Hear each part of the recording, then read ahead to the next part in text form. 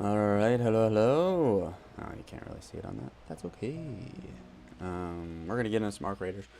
I'm trying to get in soon because I got a key for damn battle rounds, and I'm gonna use it here. There's an electromagnetic storm, and you got better loot and all those things in there, so we're gonna do that. But we're also gonna continue watching that James Tallarico Ezra Klein interview. Is this level? I feel like that's better. Yeah, let's go about there. Cool. So, we're gonna get into it. Okay. Let's pull up this thing, too. Because we're gonna continue watching this thing. Because I like watching political streams and such, so. I'm gonna bring that up just a little bit. Cool. I don't know, you can't really always see all of my things, but that's okay. That is okay. Maybe I want to, like, make this a little darker, possibly. Bring up the opacity just a little bit more so you can maybe even more. How about that? Yeah, that looks better. There we go. There we go.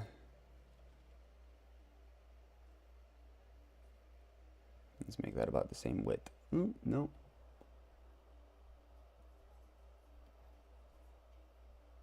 How about that? That's good enough. That's good enough. Okay, here we go. We're gonna go in there. We want that. We got our key. We got some help. Let's also, do we have any? No, we don't. I gotta make it quick. We need some adrenaline shots because those are always nice to have. Let's do like 3.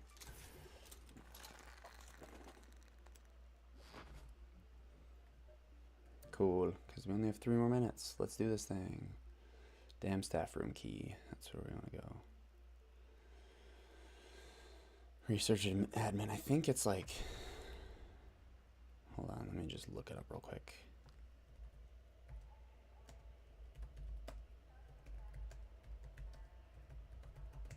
Just want to make sure I know where I'm going with this. On the first floor, research and admin. Yeah, the damn...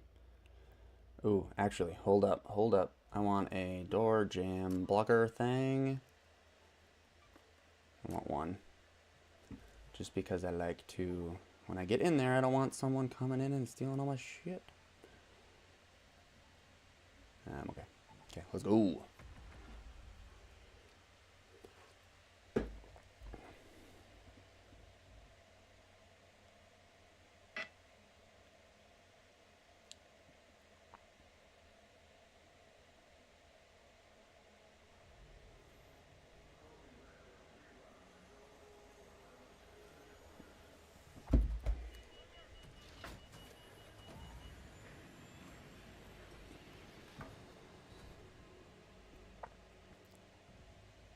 This is where your family is. Yeah. This is where your friends are. This is where you can find people like you. And, you know, for many of us, it was that for a time. And it is not that now. I thought it was amazing in the FTC versus Meta case. It came out that on Instagram now, only 7% of the time people spend on Instagram, 7% is spent on content offered by friends and family. Let's go to research and administration. And I notice as I turn on Instagram, and it's much better at hooking my attention than it used to be because the algorithm is better at finding things that might grab my emotions than my friends and family are. But I came looking for connection, and all of a sudden I'm pissed, I'm confused, I'm being fed content about psychedelics from the 1970s. Sure. It's not all that it's bad, but Yeah. it is a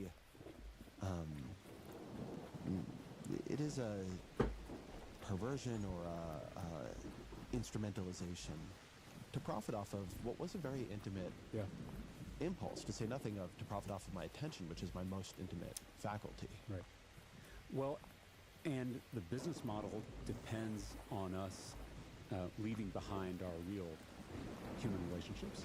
The biggest competitor to these platforms, to Meta, is actually not TikTok. It's not X. It's not Snapchat. It is real human relationship, and that should be terrifying. We have a whole economy now built on keeping us in our rooms, on our phones for as many hours in the day as possible. And so their competitors are church and neighborhoods and pubs. It is the See if I can sneak around this actual guy. messy, complicated, beautiful human relationships that we require to live. And I think it's something we don't talk about enough. We're seeing the effects of it every day in our own lives and the lives of people we love, but I don't think we recognize how this is destroying us from the inside out. What should we And- do about billionaires? You talk a lot Yeah. about how they're the source of the Yeah. problem. What should we do about them? Well, Should and I- billionaires exist? I- To use the question that goes around Twitter. I've been accused of demonizing billionaires, and I want to be really clear that that's not what I'm doing. In fact, I am trying to humanize billionaires because I think the accumulation of more wealth than you could spend in 100 lifetimes, Elon Musk is about to become the world's first trillionaire, is not just bad It's for the taken world, it's not just everything. bad for our Taken neighbors. everything. It's not just bad for Texans. It's also bad for those billionaires. And I actually think the path that I'm laying out, which is going to include higher taxes on billionaires, Jeez. depending on how much money you make, it may mean you're not going to be a billionaire anymore. But I think a more just economy where we grow together, kind of like the economy we had in the middle of the 20th century, I think is actually good for all of us. Should there be billionaires? I mean, you can imagine a structure of taxation that just says nobody needs to personally control more than $1 billion. At the point that you have that, the taxation becomes fundamentally redistributive, right?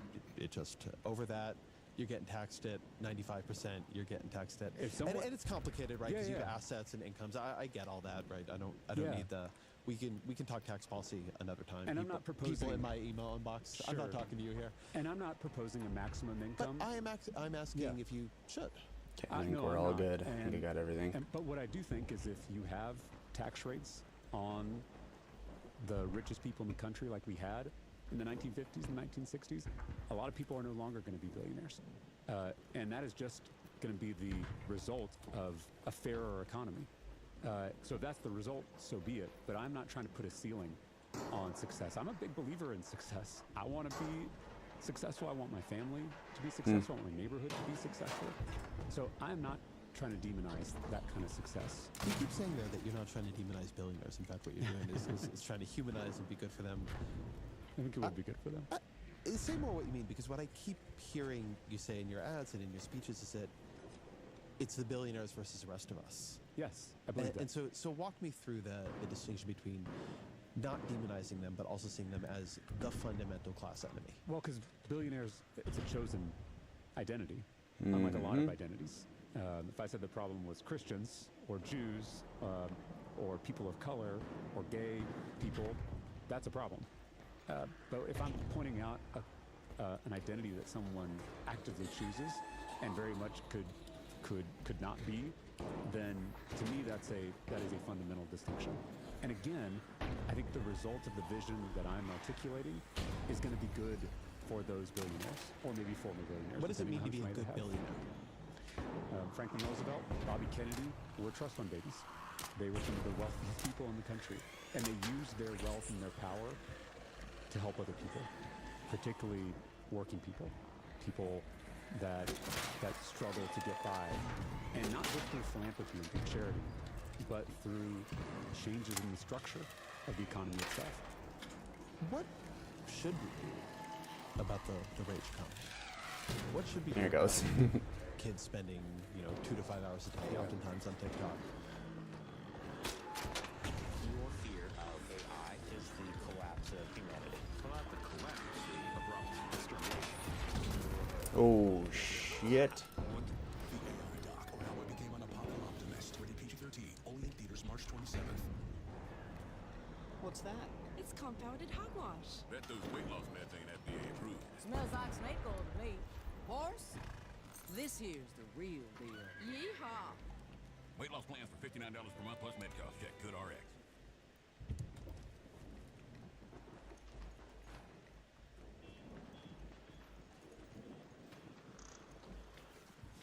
So that's the question, I guess. I'm really interested in policy proposals. I was the co-author of a bill that passed in Texas that bans cell phones in our public schools, particularly the smartphones. So I'm very open. I'm also interested in some of the federal ideas about the liability of these companies and a regulatory framework. I'm interested in all that. I'm also interested in how you allow for economic solutions. How Hello? you encourage the development of more humane platforms. Ah, I think got me. these succeed. I really do. I think we're going to look back 100 years, and we're going to see these as kind of the rudimentary first versions of these platforms, kind of like we see child labor and things like that. And we're so glad we progressed beyond that. These feel so much better. But here's what I would just say: those political solutions, those economic solutions, we should. Yeah, talk but it about makes the and loot pursue better. them vigorously. It certainly But does. at the core, this is a spiritual problem. It Ah, it would be is. me. I think it's really the biggest competitor for these platforms is human relationships. Found something I wanted. I don't remember what, but You now have what, a but- closed system almost where the platforms like Instagram make you feel insecure, make you feel lonely, make you feel isolated, and then AI provides you the therapy to treat that loneliness and that isolation. Or the simulacrum of friends, Yep. of lovers, of companions of different kinds. I mean, when hey, you too. I think Thanks. it was a little Stay safe show out there. when Mark Zuckerberg was on Dorkesh Patel's podcast, and he said, "Look, most people have 3 friends. They want something like 15, but who's got the time?" I'm paraphrasing, but not by much. Yeah.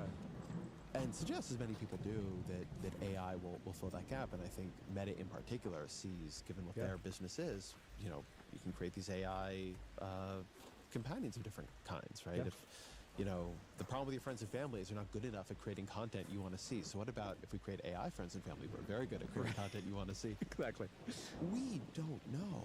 Let's head home at the water We do treatment not know elevator. what it will mean, how it will change people.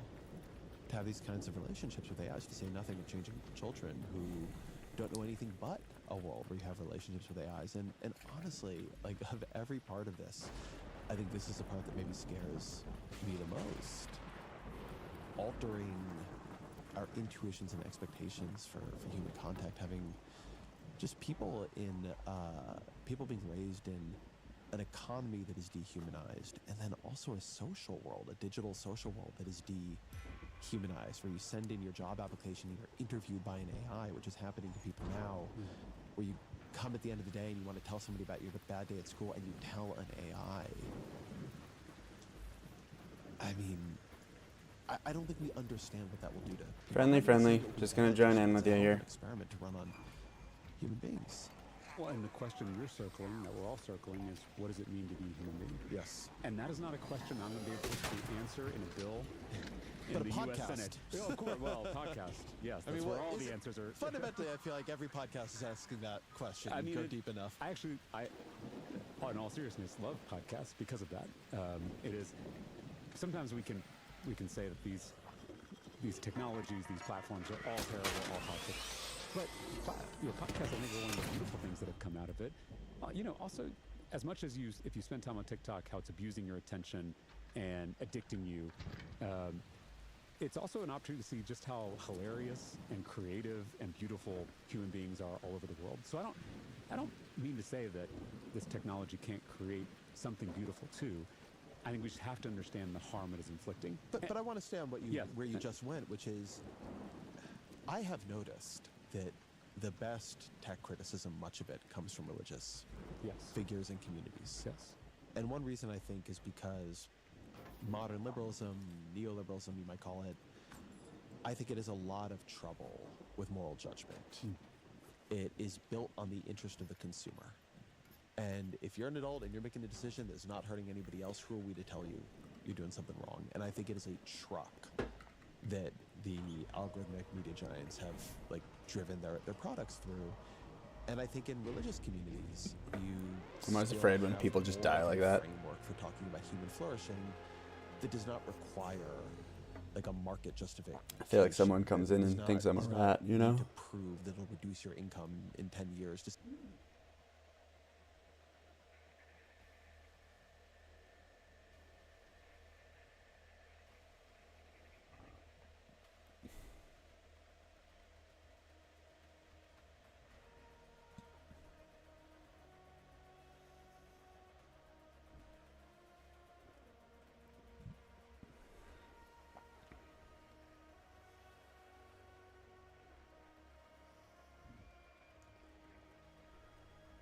All right.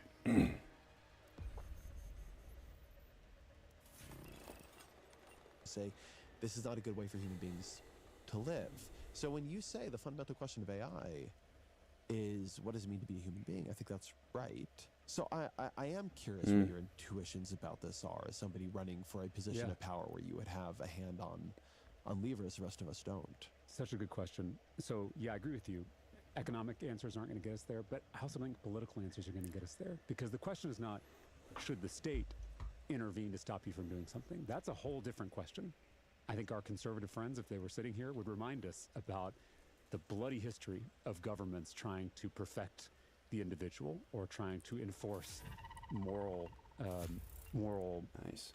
I'd say it's our Communities, liberal right. friends who would remind us of that, but fair point. Well, yeah. But so my point is just in the question how we're framing it, economy and government. There's a third dimension to our lives.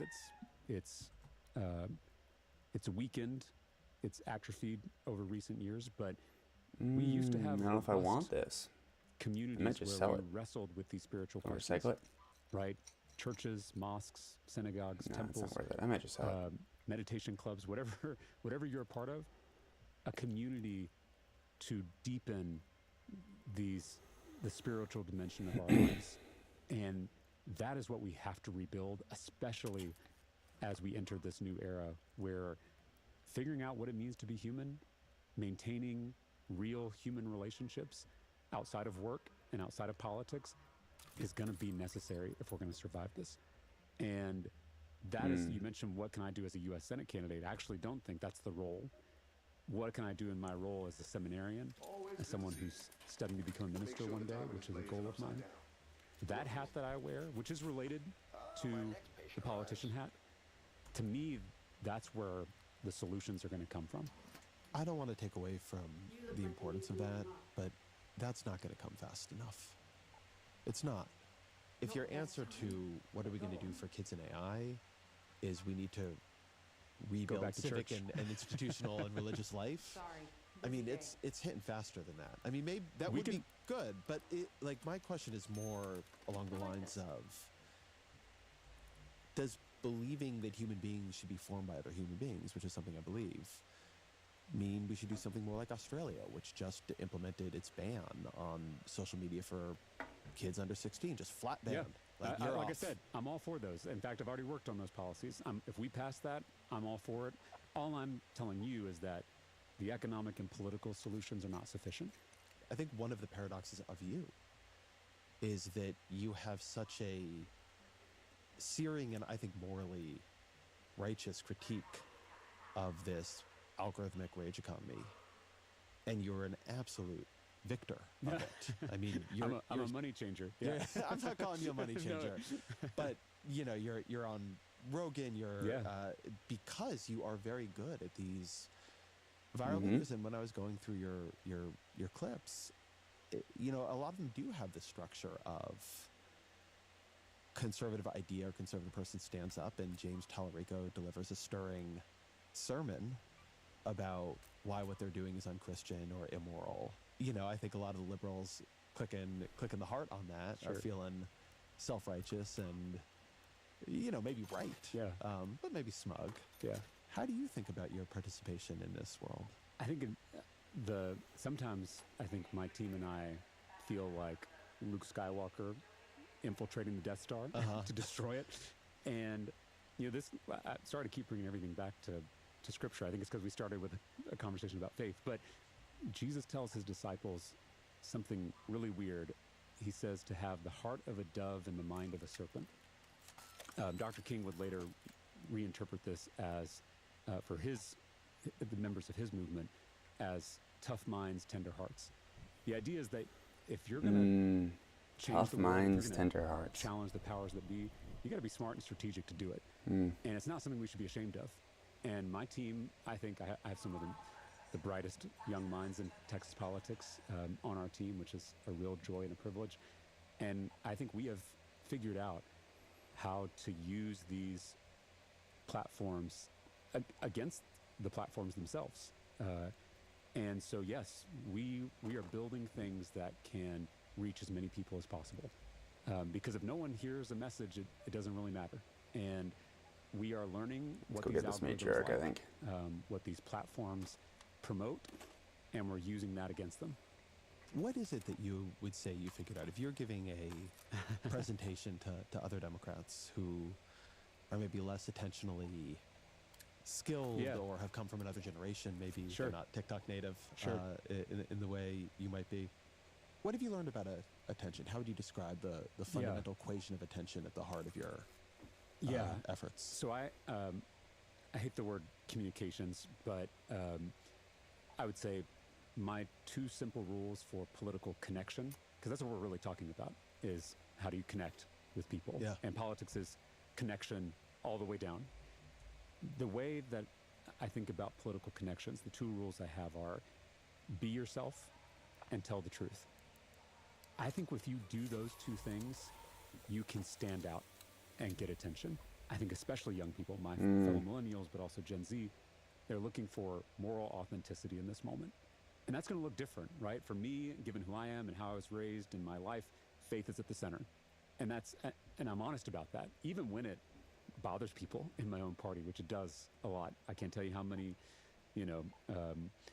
emails or messages I get with people telling me to stop all the religious talk because it makes them uncomfortable. And I get that. And I try to be as sensitive as I can be to the religious trauma in this country. And I understand where people are coming from when they feel that way. But it is who I am. I can't be anybody else.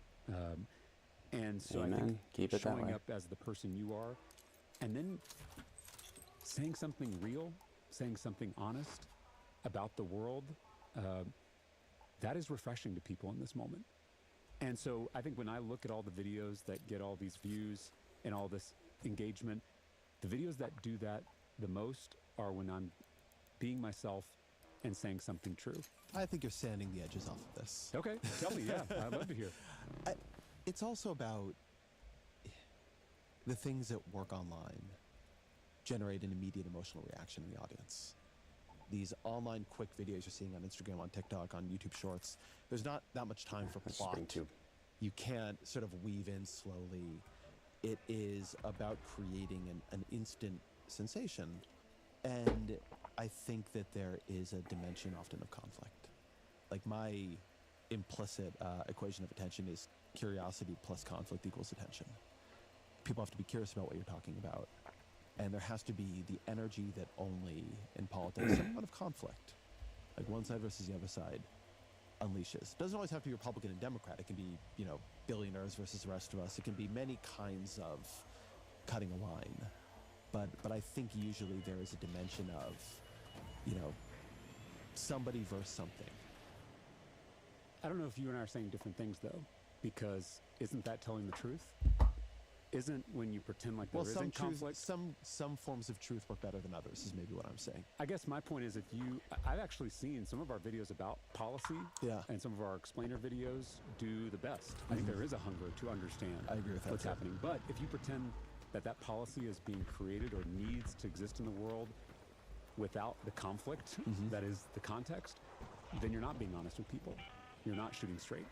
And you mentioned earlier, people want to be moved. Don't we want politics that moves people? And in fact, I see the major problem, at least in my party, is politics that doesn't move anyone, or moves them in unhealthy directions. Because you can move people toward anger, or you can move people toward hope.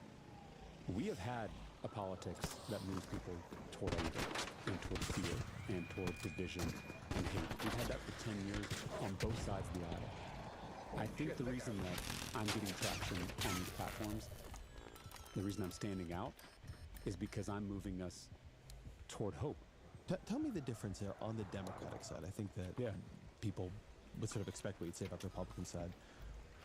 What does the Democratic politics that moves people, in your view, unproductively towards anger look like? What has that been when you say it's existed? And what is the version that moves people towards hope? What is that distinction you're drawing? Well, I think we have to recognize the asymmetry between the two sides of our political discourse. And I don't mean parties, but I mean people who are a little more conservative. They want to hold on to what we have, or maybe backwards, regressive is a better term for that. Or those who are a little more progressive and they want to move us forward. Those are two different jobs. Trying to get us to move backwards requires certain appeals. Getting us to move forward requires certain appeals. I think that the mistake too many Democrats have made is adopting the tactics that work for the regressive side of our discourse, the Trumpian side of our conversation. And that's things like fear and hate and anger. That's what gets someone to look backwards and think, you know, we gotta go back to what was. But to move someone forward, you've got to inspire, you've got to excite, and you've got to cultivate a little bit of hope, because that's the only thing that'll get you to move forward. One division, it sounds to me like you're tracking in the Democratic conversation right now, is how much is Democratic politics about Donald Trump, about the opposition to Donald Trump and to his administration? There's a lot of, I think much of it merited among Democrats, anger, fear. I'm not going to go so far as to say hate, but I've certainly heard some hate in my conversations with people. But also, the Trump administration is in power, and they are doing things we've discussed already that are cruel, or outrageous, or corrupt. Hey everybody, it's Mark Kelly. I'm here with John Ossoff, here in Georgia, because this is the most important Senate race. And something that I hear Democrats debating a lot among themselves is how much should Democratic politics be about Donald Trump and the opposition to him, or how much it should be about an alternative vision. Both because, you know, there can be a tension between allowing Donald Trump to set the terms of everything and describing something different, and because some of the voters Democrats need to win, certainly if you're a Senate candidate in Texas, are voters who do not hate Donald Trump, are voters who voted for Donald Trump, voted for Greg Abbott, you know, and his busing of migrants all across the country. How do you think about that question? And I should say, some of those Trump voters are in my family. Mm-hmm. Many of them are my constituents. I first got elected to the legislature when I was 28 years old, had never run for office before. I was a former teacher, and I was running in a district that had voted for Donald Trump 2 years before I ran. And at the same time that I won, Greg Abbott won my district in 2018. So there were a large chunk of voters, in fact, the voters who made the difference in the election, who voted for Greg Abbott for governor and me for state representative.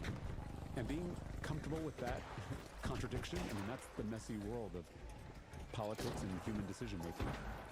And if we are going to defeat Trumpism, the culture that gives rise to someone like Donald Trump, it's going to require putting forward a new vision of what a different kind of politics would look like. What is the antithesis of Trumpism? What does that politics look like? What does the country look like with that kind of politics? What does it look like? I think that people are really tired of being pitted against their neighbors. They're tired of being told to hate their neighbors. It's been 10 years of this Trumpian politics. Again, sometimes on both sides of the aisle. Yep, there's a lot happening around here right now. I think people are ready for a politics of love. A love not just for the state of Texas or for this country, but a love for our neighbors. a radical love, especially for our neighbors who are the most different from us. And that kind of politics, I think, could transform this country. If we actually treated all of our neighbors as bearers of the image of the divine, how would our discourse look? How would our public policies look? To me, that is the primary question that we should all be asking. And I don't know, because again, this kind of politics is not what we've had. But I do think people are searching for it. Have you ever seen a politics of love in the real world? Oh, of course. First, I think we should define what we mean by love, because I'm not talking about a sentimental feeling. I believe love is a force as real as gravity. The force that drew elements together in Big Bang, the force that drew life from... It's dead, it's dead, it's dead. You don't need to shoot it anymore. The love that drew you and I to this exact moment in this exact conversation. The love that we were born of, the love we exist in. And Yeah, it's still moved weird for sure.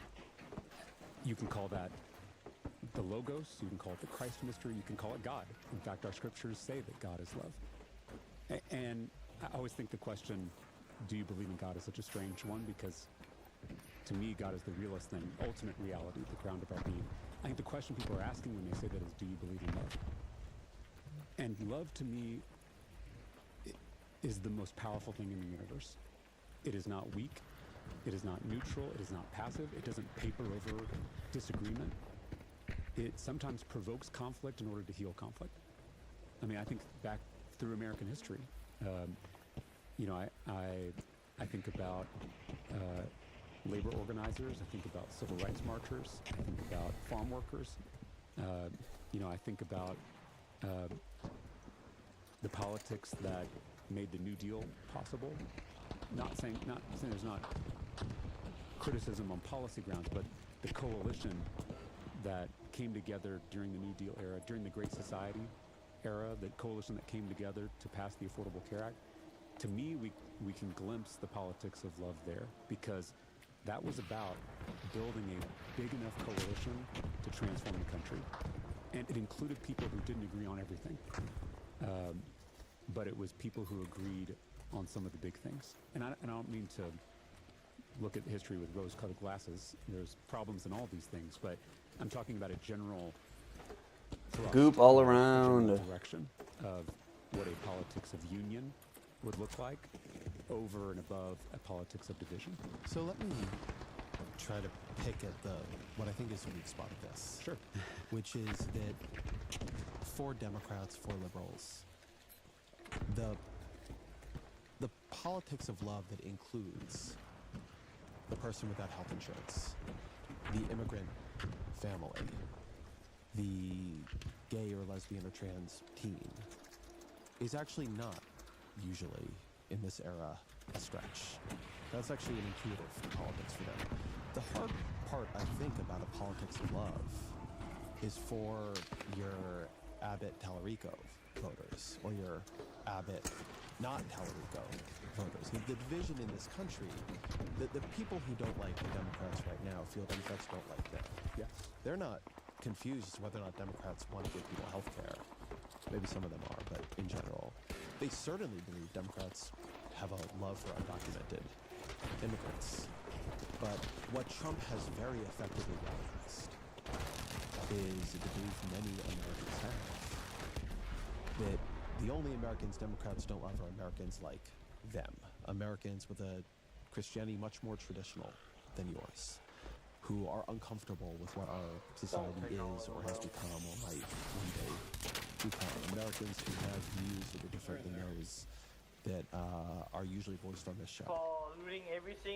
What is your politics of love for them, not for the people Democrats sort of easily align with, but actually for the people they now understand as maybe not their neighbor, as maybe their enemy, the people who, when you see these polls about how Democrats are more likely to cut off a family member for political views than Republicans are, those people. It's not the gospel unless it includes love for our enemies. And again, as I said earlier, it's the hardest love to fulfill in our lives. But it is absolutely necessary if we're going to save this American experiment, if we're going to save the experiment in self-governance all over the world, is can we have a love for those we disagree with? And I've been able to cultivate that in my life. Again, not perfectly. I oftentimes will feel anger or start to feel hate for some of my colleagues in the Texas legislature. But at my best, I'm able to maintain a bond of love with them, even as we're fighting, even as we're disagreeing, even as we're debating, even as I'm standing up to some of their most extreme policy proposals. I still see them as my siblings, as an expression of the same love. And that, to me, is such a fundamental difference from the politics that we have now. Is traditional foundation making you look worse? Traditional foundations are not great for lines in the face. It's sticky and gooey, and it really emphasizes my wrinkles and dark spots. We need something different. We need something moisturizing that gives a bit of color to counteract dullness and gives our skin life. What the foundation for me is the magic formula that does it for my skin. It's like facelift in a jar. It just makes my skin look good, gives me a lift. Facelift in a jar. You are not the first person running for office to sit in front of me talking about the politics of love. Good. But the question I always ask, and the question many people like that run aground on, is what does that actually demand of you? Because it can just be inspiring way to say what every other politician already is doing also. So where does it push you into something different? I'll just tell you one quick story. My colleague James Frank represents Wichita Falls in North Texas. He's a Freedom Caucus member, one of the most conservative members of the House. James and I started a stupid friendship based on that we share the same first name. And, we joked about it and talked about how we were the James Caucus and he was chair, I was vice chair, whatever. But then that led to us having some more real conversations. And we started to figure out that he and I are both really dissatisfied with this two-party system. We are both frustrated by how hard it is to challenge orthodoxies in your own party and the pressure to conform within a political party. And so I convinced James to co-author my bill, a Bernie Sanders idea actually, in the Texas legislature to import cheaper prescription drugs from Canada into Texas. James risked a lot to work on that bill. We got it passed the House and the Senate and signed by the governor. It is now law. We are working on our application Good bipartisanship to the there. FDA to start importing those cheaper prescription drugs. So that's an example of how love changed someone else. But then James had a bill that would have allowed homeschool kids to participate in something called UIL, which in Texas is basically our sports league, our extracurriculars, the arts, and you know how serious Texans take our high school football, Friday Night Lights. Every Democrat was opposed to it. And I was opposed to it because I'm like, public education is not a buffet table. Coming? You can't come in and take the sports or take the music, the band, and leave behind everything else and not participate in the community. James sat down. GG's. We had love for one another. And he said, when we talk about immigration, we always say we shouldn't punish children for the decisions their parents make. And suddenly it dawned on me that I was morally inconsistent here. That for these homeschool kids, this may be the only opportunity they have to interact with kids of their own age. And that's a good point. Like, allowing, I feel like in Minnesota at least, they definitely allow homeschool kids to be able to be in sports and stuff like that. So there you go. Good job, Minnesota. It's just right. Like, we should be able to give kids the ability to do that kind of stuff. To be able to, hey, Julie from Taiwan. Yes, I speak English. That's my main thing. Hopefully, it seems like you do. Yeah. We're just playing some Arc Raiders, watching some American political things, so it's kind of where we're at right now. 3:30 a.m. You should be going to bed. Oh, on your way home, watching from the bus. Nice. Well, hey, I wish us in America, I wish we had public transport like we do or like you do. Ah, drinks with friends. Well, fun. Thanks for joining. We're just playing, having some fun talking. Thanks for joining.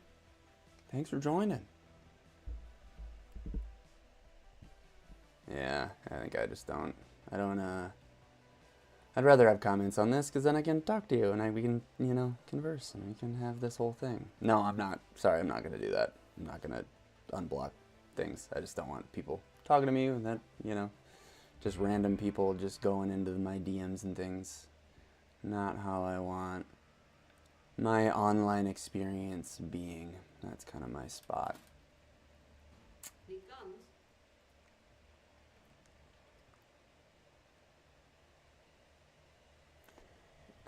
Sorry. Yeah, no, if you want to be fans, sweet. If you don't, that's okay too. I'm going to keep doing things that the way I want to do it, Appreciate you. Yeah, well, yes, you're random. Yeah, I don't know who you are. You just joined into this thing. And I appreciate you joining in, but I don't know who you are. Not yet, at least. Not yet. Never say never, right? What was I doing? Probably should start bringing defibs more when I do these things. Need more herbals. If I can make some, maybe. Promise I'm not selling anything. Yeah, that is a common thing in this streaming world. A lot of people just want to sell you things. Can you look at my portfolio? Yeah, no, I'm not looking for that.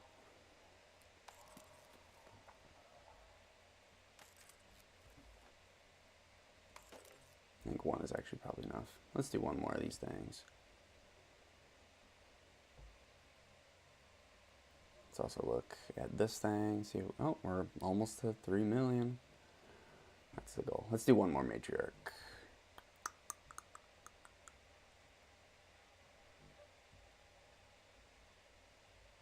I'm so bad at it. If I sell it, I have to pay. You're gonna pay me to put it on my stream. No, I'm not gonna whisper. I'm doing too many things right now. We're watching a video and doing other things. So, oh, we don't want to recycle. I'm gonna repair.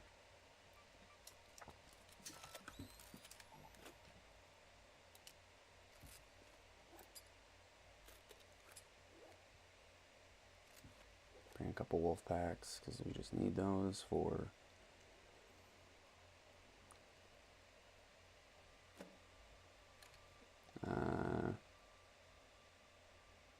Do I want those? No. Yeah, let's actually bring a couple.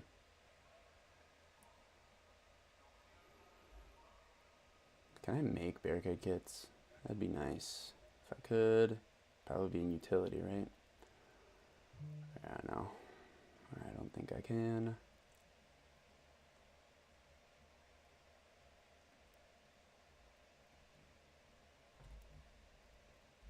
Let's go buy some. How you keep it? Need some grenades? It's all yours.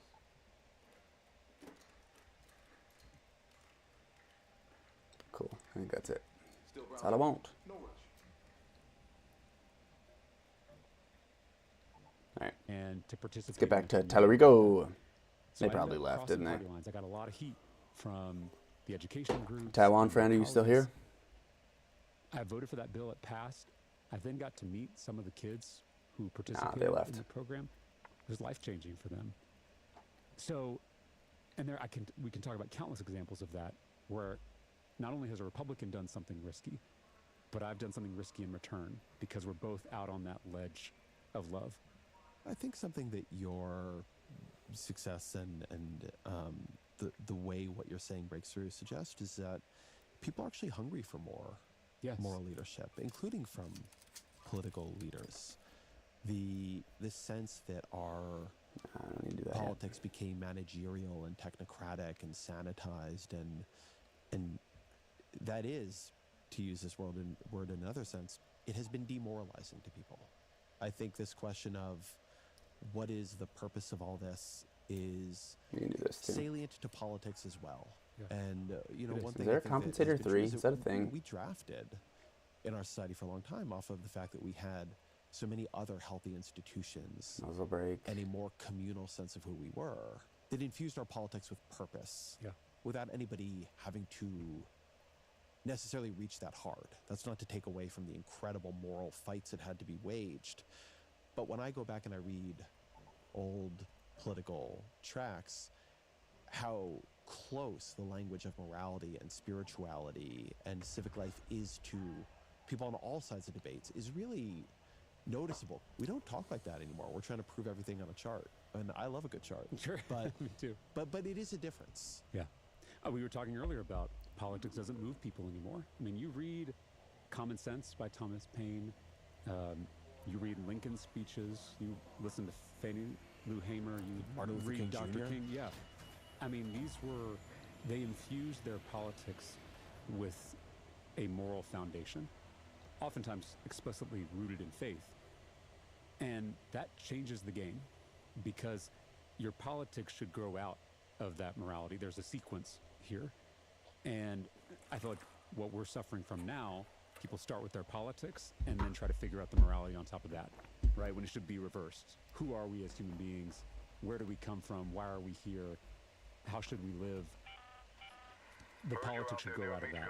And so, yes, I mean, that's why I'm in politics.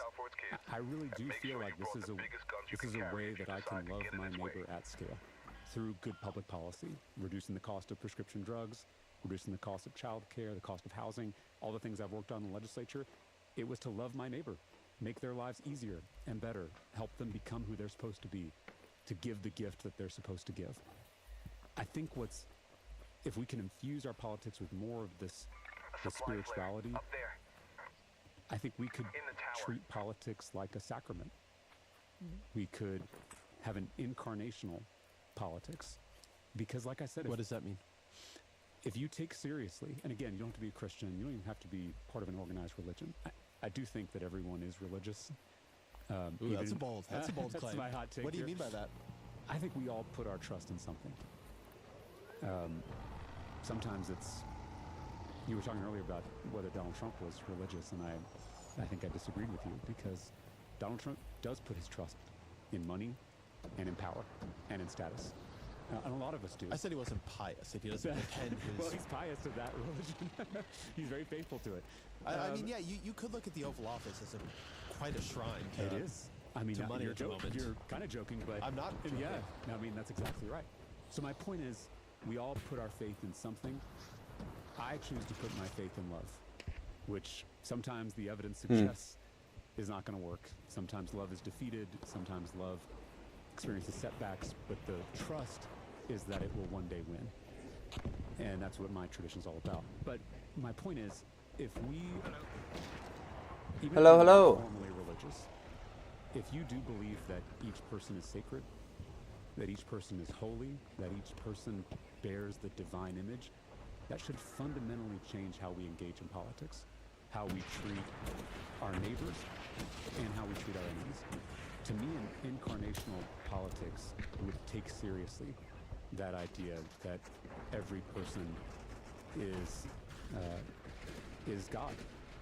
The biggest concern I hear about you in Texas is that you're sort of a liberal's idea of what a Christian politician should be. Yeah. Okay. In the primary, you didn't opponent Terry Virts. He's since dropped out. But he ran an attack ad about you, and I want to play it here. Okay. Modern science obviously recognizes that there are many more than two biological sexes. In fact, there are 6. God is non-binary. I find this to be a deeply offensive bill. James Tellerico is talking about the bill that would ban biological men from playing in women's sports. Remember this ad? Biological men compete against our girls in their sports. Kamala is what they do.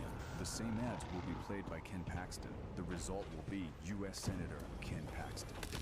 James Tellerico owes it to us to tell us how he's going to answer these attack ads. So how are you going to answer those attack ads? Man, the music was was your real voice scary. sounds distorted to me there a little bit. Yeah. It didn't quite sound like you. Yeah.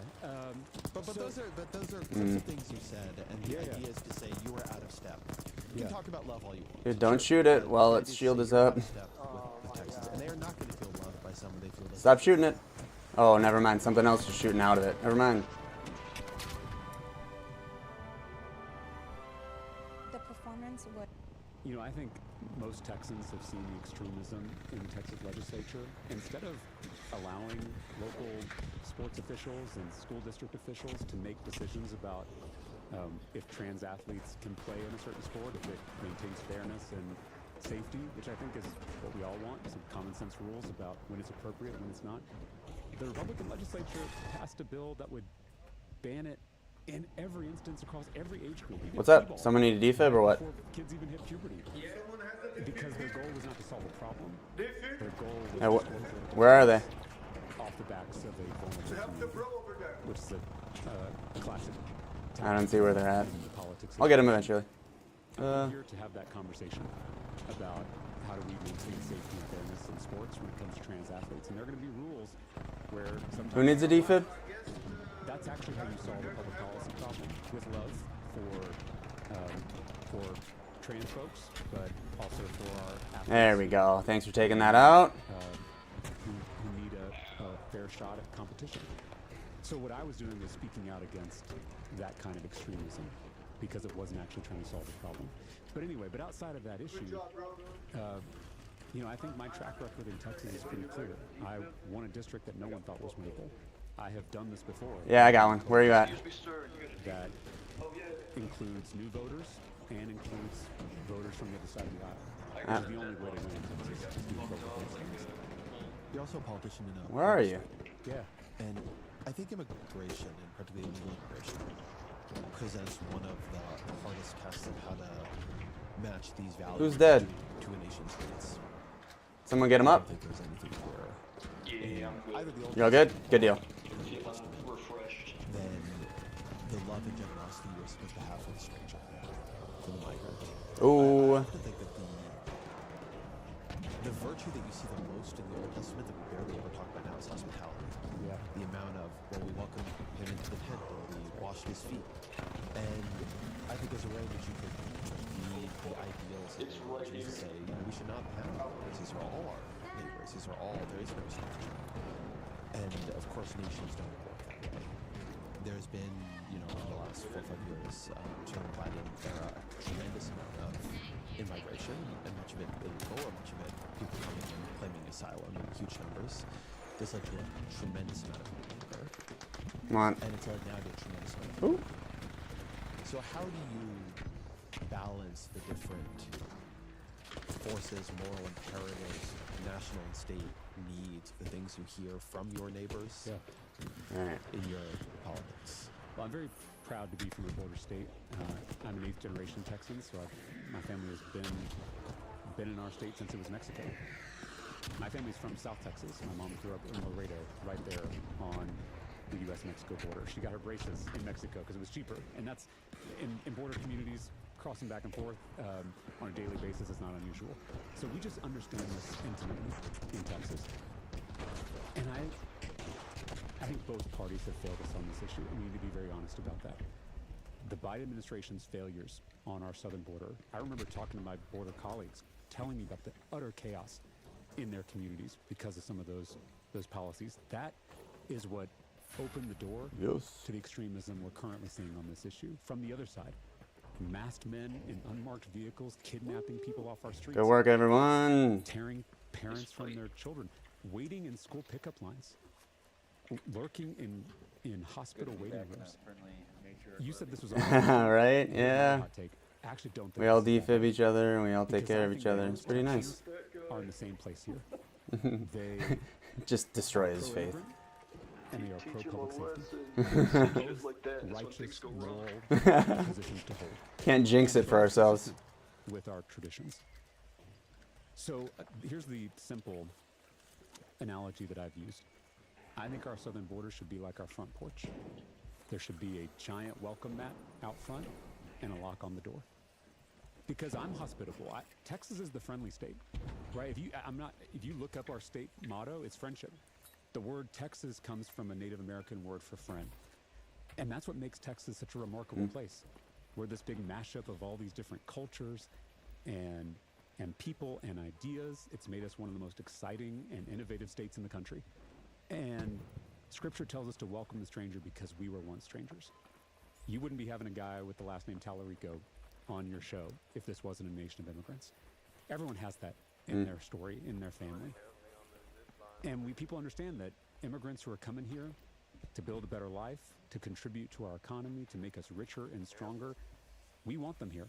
We want to make it easier for them to come here.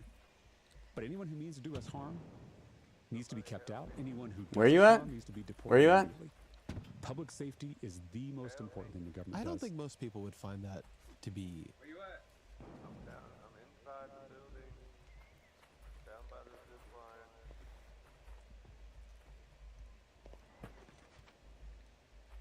Help me. In the building?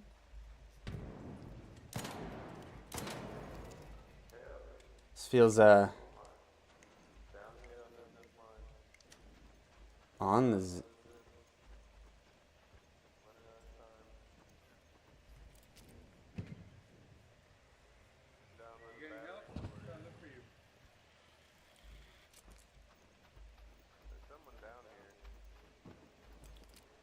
bottom of this zip line?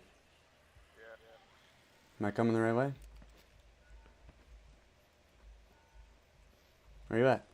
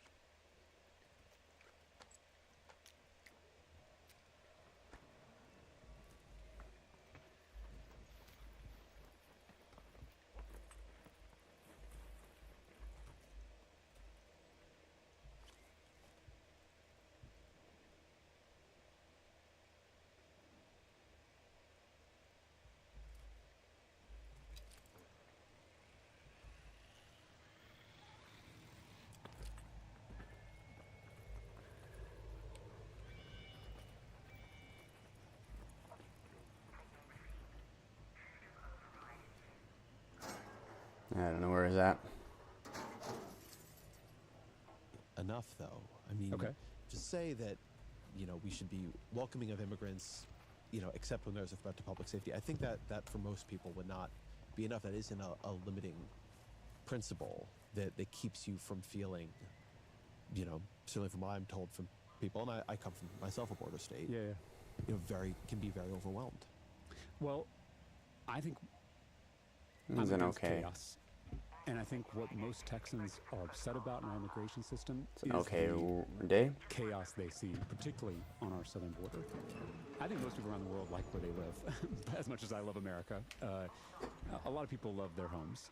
But if someone wants to come and fill one of the 8 million jobs that needs to be filled, if they want to do the work that none of us want to do, I heard from an avocado farmer in California who said, in 20 years of business, never had an American citizen apply to work there. Not one. So if you want to come and pick our fruit, if you want to pack our meat, if you want to pave our highways and build our buildings, then we need your help because we are a growing country and we have a growing economy and immigrants are the fuel that keeps that fire burning. Hi, Mark Barden at Sandy Hook Promise here. When the gunman shot his way into Sandy Hook Elementary School on December 14th, 2012, he loaded his AR-15 with 30-round magazines so he could continue firing without having to change magazines. He fired 154 rounds in around 4 minutes and killed Sandy 26 Hook people.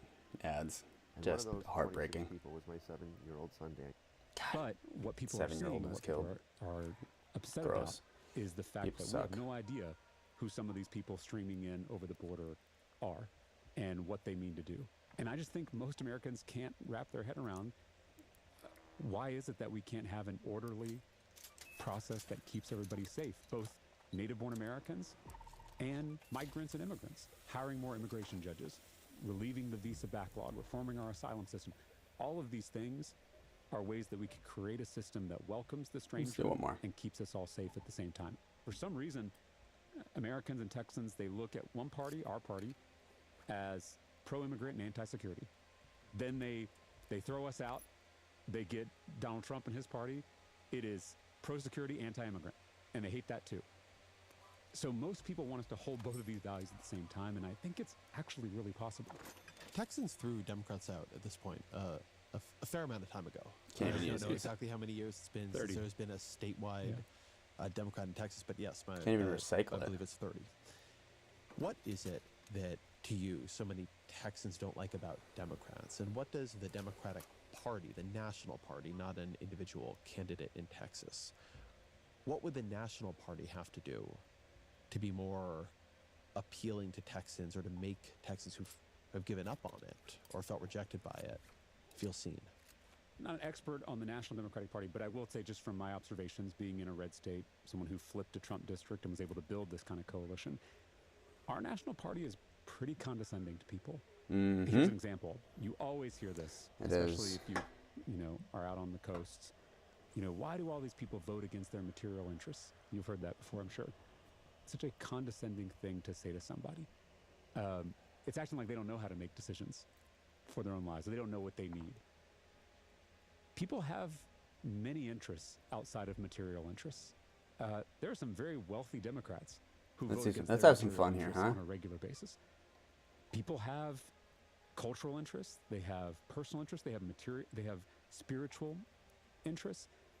And the Democratic Party culturally, in many ways, has become hostile to some of these cultural values in red states, in red communities. Let's have two deadlines. Maybe being foremost among them.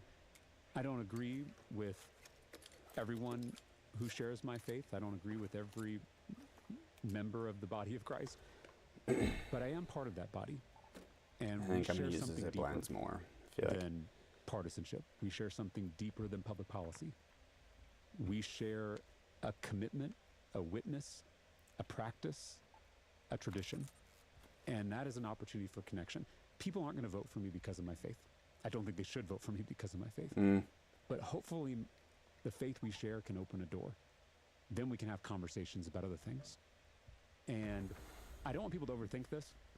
You don't have to be a political scientist. Think about how you build relationships in your own life. That's what you're going to do in politics. A voter is, the relationship between a candidate and a voter, or a voter and a voter, is just like any other relationship. It requires honesty. It requires respect. It requires humility. It requires listening. And sometimes it requires sacrifice. It sometimes requires that you buck the orthodoxy in your party. Yes. Or Yes. buck the position in your Thank party you, Talarico. to do what you think is right based on the arguments that the person has made. So I would just advocate for our party to think about how to actually build real relationships at scale with people who aren't with us yet. Not only will that, I think, lead to winning, which we have a moral imperative to win in a democracy. Yes, we do. If you don't win, you don't get power, and if you don't get power, you can't make people's lives better. And I say that as a party.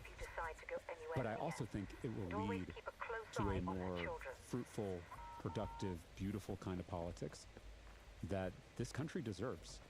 And I've seen it work at a small scale in the district that I won, in the House in Texas, but I also think it could work at scale statewide and maybe even nationwide. I think it's a nice place to end. So always our final question. What are Heck three books yeah. you'd recommend to the audience?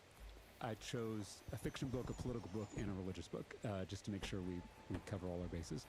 For the fiction book, my favorite book is Lonesome Dove by Larry McMurtry, maybe the most famous and beloved Texas classic. Texas has gotten a bad rap recently around the world for the extremism and corruption coming out of our government. It has. But if you want to see what's beautiful about our state, that spirit of friendship that I mentioned earlier, read Lonesome Dove. It captures the spirit of Texas better than a lot of other works of art. And it's a great book. You'll have a blast reading it. Won't be able to put it down. When it comes to weight loss meds, folks will rope you in with one price. Then hidden fees start coming out the woodwork. Oh, Good RX will show you the cost up front. I'll ring a bell to that. Weight loss plans for $59 per month plus med cost check. Good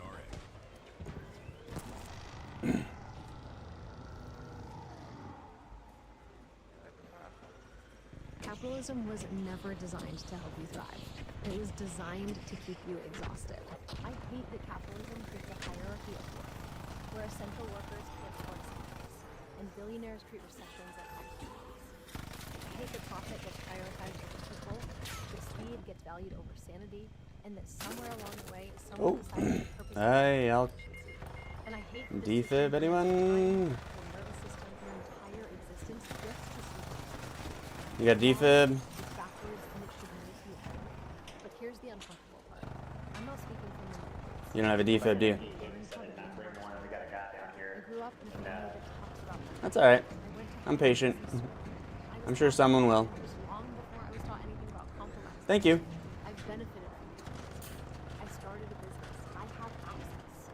And yes, I'm saying all of this inside before buying a business. So trust me, I get the irony.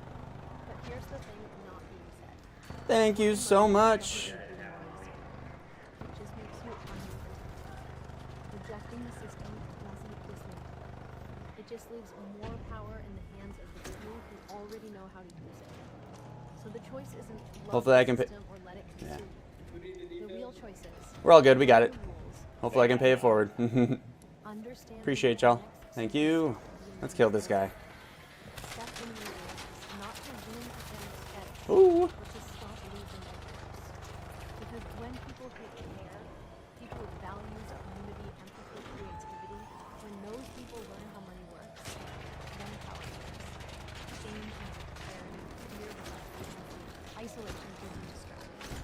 That's why I started Dow James in the early 7 years ago. Not to help people Got him. participate in capitalism better, but to help Oh, them navigate you got him. with Good. autonomy, Nice. with grounding, with the ability to breathe. Because money shouldn't feel like driven, or luck, or a secret Oh. language spoken only by men. Big boy out there. Money should feel like possibility, security, choice, a tool, not a test. And on the other side of learning this, there isn't perfection, there isn't instant wealth, there isn't some flawless financial identity. There's something quieter and more revolutionary. It's a nervous system that isn't constantly bracing you. It's a life that feels spacious, and it's a future that feels like yours. You deserve stability. You deserve choices, and you don't have to figure this out alone. Learning money. Let's skip that. My second book is my religious book, and it also has a Texas connection. It is Jesus and the Disinherited by Howard Thurman. You mentioned Dr. King. Yeah. I'm gonna try and get it here. His spiritual mentor, the theologian who Did we get it? started Did we get that bombardier? chart Or the that course, long before rocketeer? Dr. King. And he wrote this book from a series of lectures in Austin, Texas, at Houston Tillotson University, historically black college in Austin. And it's a beautiful book. It's not very long, but it really gets to the heart. How does he even know I'm who here? Jesus is, what he means in a political context, and what Christian nonviolence looks like in the world. And I think it's so instructive, even if we're not necessarily fighting Jim Crow, and we're not in his context, but I think all of us can learn something from the power and the effectiveness of that nonviolence rooted in a deep morality. And then the last book is the political book, and it's The Upswing by Robert Putnam and his co-author, I think her name is Shaylin Romney Garrett. And the book is all about how throughout the 20th century, we as a country, as a culture, moved from individualism in the Gilded Age toward communitarianism, to working together to do big things as a community. And then how we fell back into individualism, which I think today is still the reigning culture in this country, certainly a civic culture. And it tracks it. It starts to explore answers for how we made that movement and puts together some ideas for how to get back to community. And I think it says a lot about the moment we're in. So I'd highly recommend all three of those books. James Tallarico, thank you very much. Thanks for having me.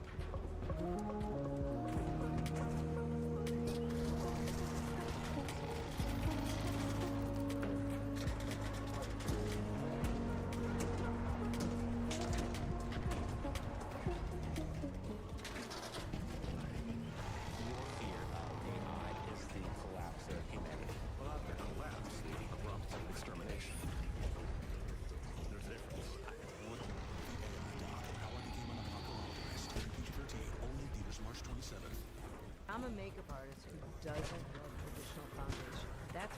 created what the foundation. Traditional foundation can be thick and cakey and actually make your skin look worse. What the foundation is a hybrid product that blends foundation and moisturizer. This is exactly what I think the foundation should do. It has such beautiful oils in it. You often don't need a moisturizer with it. The right amount of pigment, it's enough that gives you that even coverage without looking dry. It actually gives you a lift, and you don't need a lot of it. A little goes a long way. It just makes your skin look better. Even out my complexion, it just made my face look fresh. Oh. Ingredients make my skin feel so soft and supple. Jones Road. Defib, anyone? I'll be in the building here. Hold up. You just stay there. If you got a defib, please. Let me get over here. Creamy, velvety. It provides a nice, somewhat sheer coverage that blurs Oh, out my hey. lines, evens out my Don't be punching me now. I Thank don't you so need all of much. the serums and the Here. moisturizer and the primer underneath foundation. Let me give you This something. is skincare in a jar with just a little bit of color makes your Found skin one of these out there. Here you go. This is beautiful. It makes my That's yours. routine in the morning so fast. It For the makes me defib, thank you. Natural, beautiful skin. Pay it forward. Look at my skin. Look, do you see any powdery, cakey, old-looking foundation? It's been life-changing for me. I can't believe it's taken me so long to find this foundation.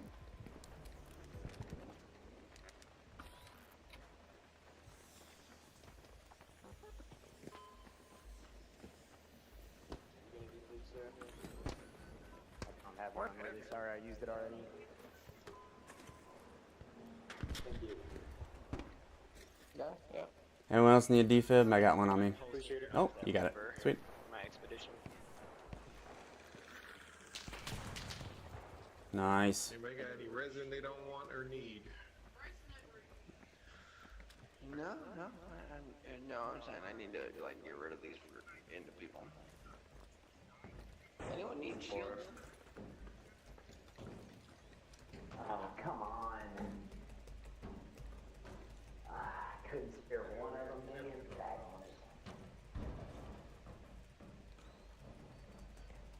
Appreciate it. Only reason I'm in Patriarch is to get a daggone Leaper pulse unit and still missed out on it.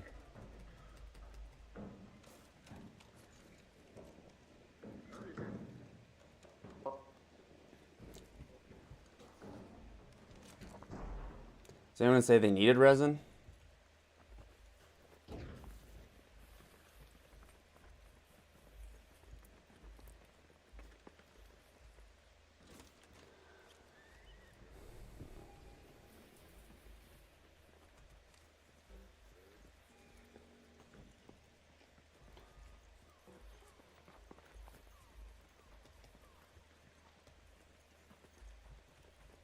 I should not have gotten rid of that one core that I got.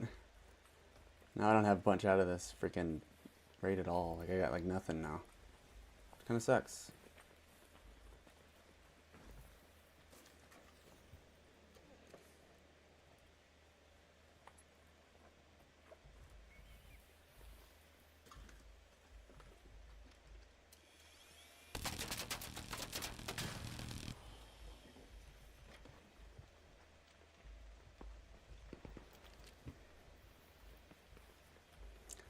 You know, let's. We got 15 minutes. Yeah, we got plenty of time. Let's go down.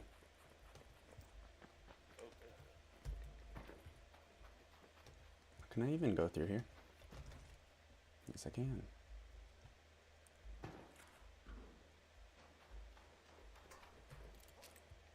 I'm sure people have already been down here looting, but we'll give it a try.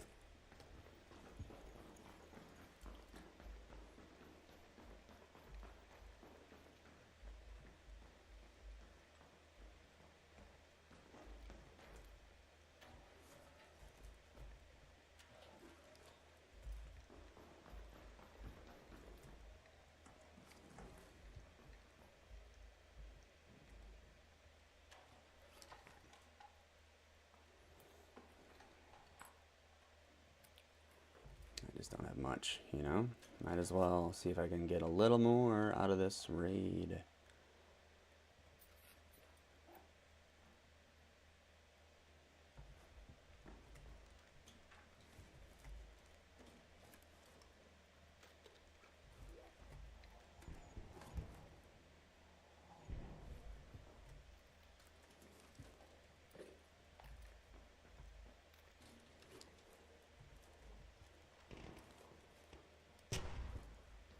Nah.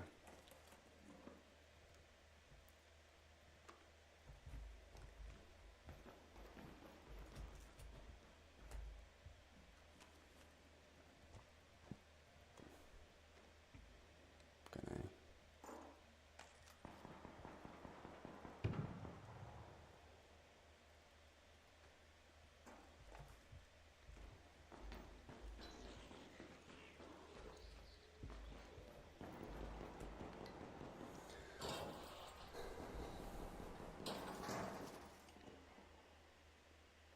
let's watch the Gavin Newsom one.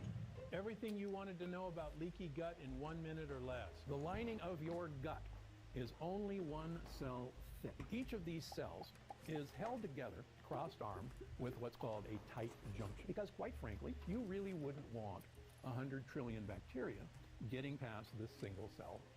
That Gavin Newsom, the governor of California, might want to run for president someday. That's been widely believed for a long time. That Gavin Newsom would have a chance if he ran for president someday. That was less widely believed. Liberal white guy from a state the country considers Yeah, we're getting a little bit more. Just didn't seem like the profile that either the Democratic Party or the country was looking for. Well, things change. If you look at the poly market, Coming a little more worth. who will be the 2020 Democratic nominee, Newsom is far ahead of anyone else. Jonathan Martin, Politico's senior political columnist, he wrote a piece entitled, "Admit it, Gavin Newsom is the 2028 frontrunner." Look, I know it's all very early to be talking about 2028, and in this episode, I try not to. But even putting the future aside, Newsom has become, without any doubt, one of the Democratic Party's leaders at a time when the party is desperately looking for leadership. Where the hell's my party? Where's the Democratic Party? And as a Californian, someone who has watched and covered Newsom for a long time, he has surprised me.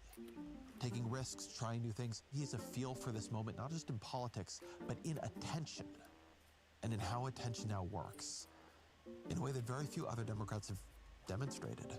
Welcome to Fortnite Friday, Governor. Hey, it's good to be with you. This is my kind of Friday. You got some pretty good merch here, Yeah, too. no, thank you for that. I like this one. That's right. Yeah. You're good at Why can't I switch these? And he just doesn't seem, in the way so many Democrats seem, afraid. He doesn't seem afraid of trying things and failing. What the He doesn't heck? seem Why afraid can't I? of making his own.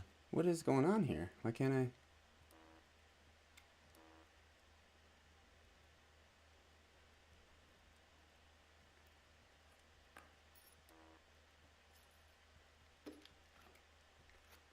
Is that why? It's kind of goofy. Why I was not able to do that.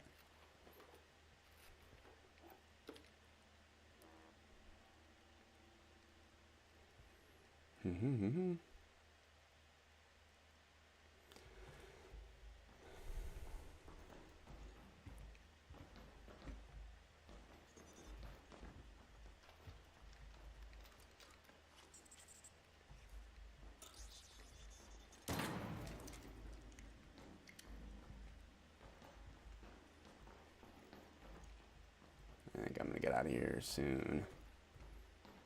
Oh, did I? Yeah, I checked those.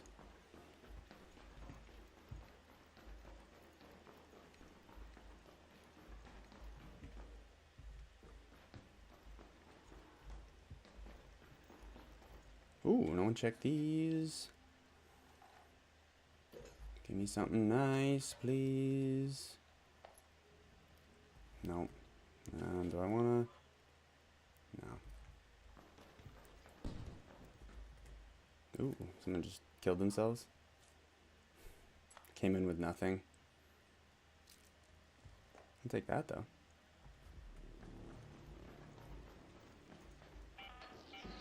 An arc orbiter is en route. The safe window is closing. 10 minutes to get out of there. I repeat, 10 minutes.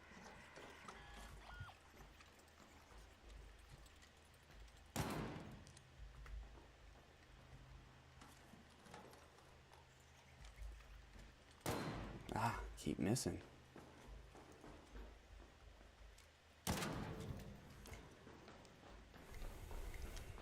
See if anyone opened up this thing. No one did.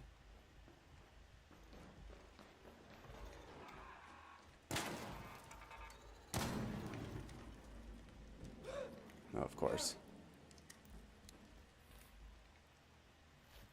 Have any other heals? I don't.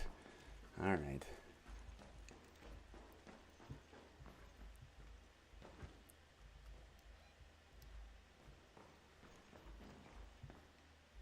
I think we just leave, maybe?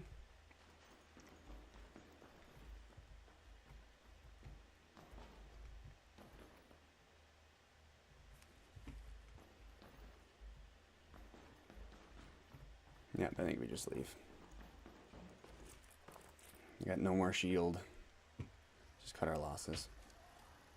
Side angry, doesn't seem afraid of experimenting. It's working for him. It began right after the election when Newsom launched a podcast where he began interviewing people like Charlie Kirk, Steve Bannon, Newt Gingrich, Michael Savage. I mean, that podcast pissed Democrats off. I heard from many of them. But I watched him in those episodes. I thought, he's listening. And I wonder what he's learning from them. And at the same time, Newsom turned himself into the leader of the resistance. How Donald Trump is trying to rig the midterm elections and how I fear that we will not have an election in 2028 unless we wake up to the code red, what's happening in this country. He began trolling Trump on social media, talking about the president in the terms the president talks about everyone else. Then, when Texas began its mid-cycle redistricting, Newsom did something many found shocking. Governor Gavin Newsom and supporters of the ballot measure believe that redrawing congressional districts is the only way to protect democracy. People against it think it's a power grab. Some top Democrats had historically been opposed to the idea of redistricting. Two bad behaviors don't make a right behavior. And that ballot initiative, which could have failed, it would have looked terrible if it failed, passed overwhelmingly. But Newsom's problem as a leader for the Democratic Party is what it has always been. Look, California, in my view, is the greatest state in the nation, the place I love more than anywhere else on earth. But at a time when the politics of affordability are paramount, California routinely ranks as the least affordable state in the nation. Newsom has signed many good bills, done many good things, but he has not fixed that. So I want to have Newsom on the show to talk through what he's learned from the right, what he believes must be the future of the Democratic Party, and how he answers California's manifold critics. As always, my email, EzraKleinShow@nytimes.com. You want to file free? Hit it.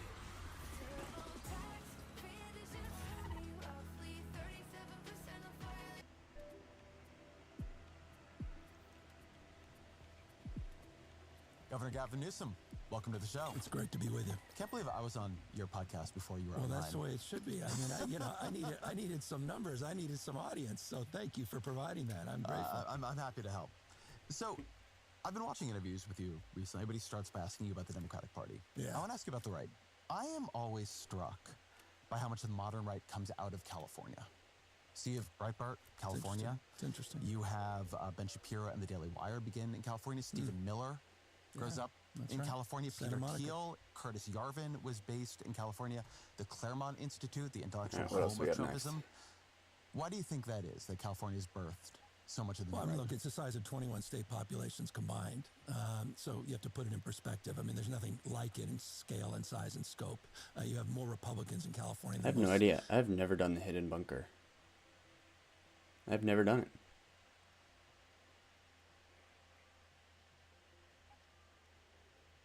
Let's do this once, though.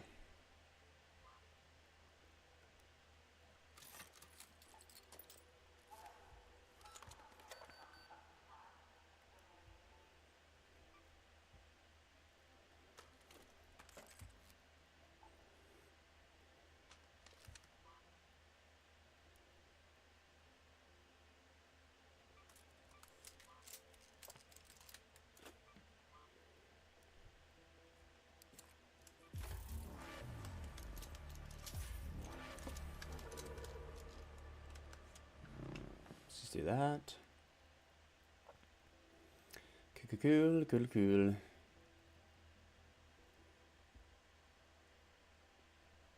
How we doing on this thing? Cool. Just looking at how the streams are looking.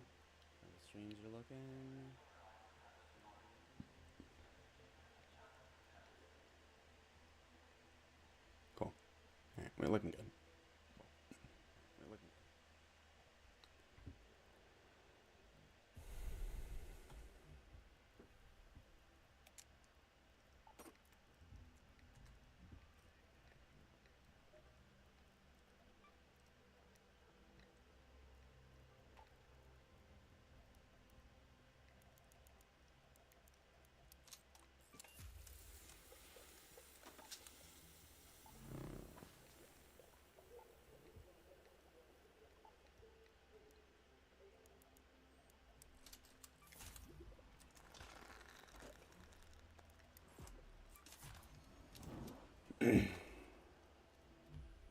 I think I want to have this with me, though.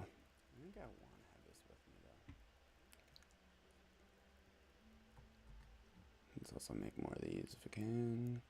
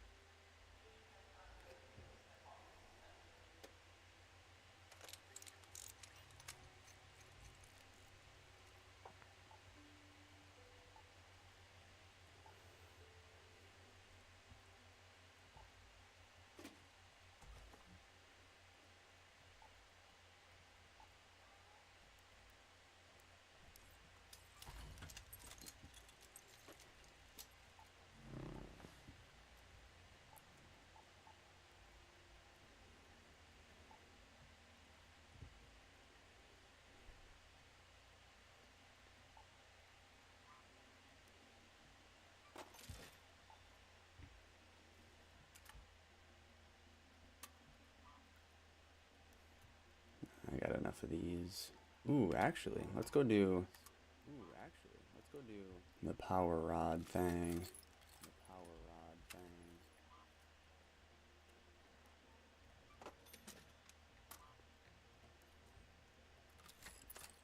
I don't need all of these magnetic accelerators, though, that's for sure.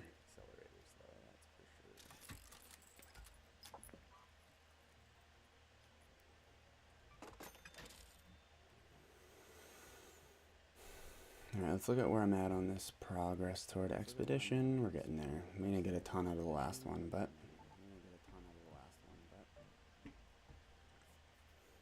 let's go. I don't really need that either.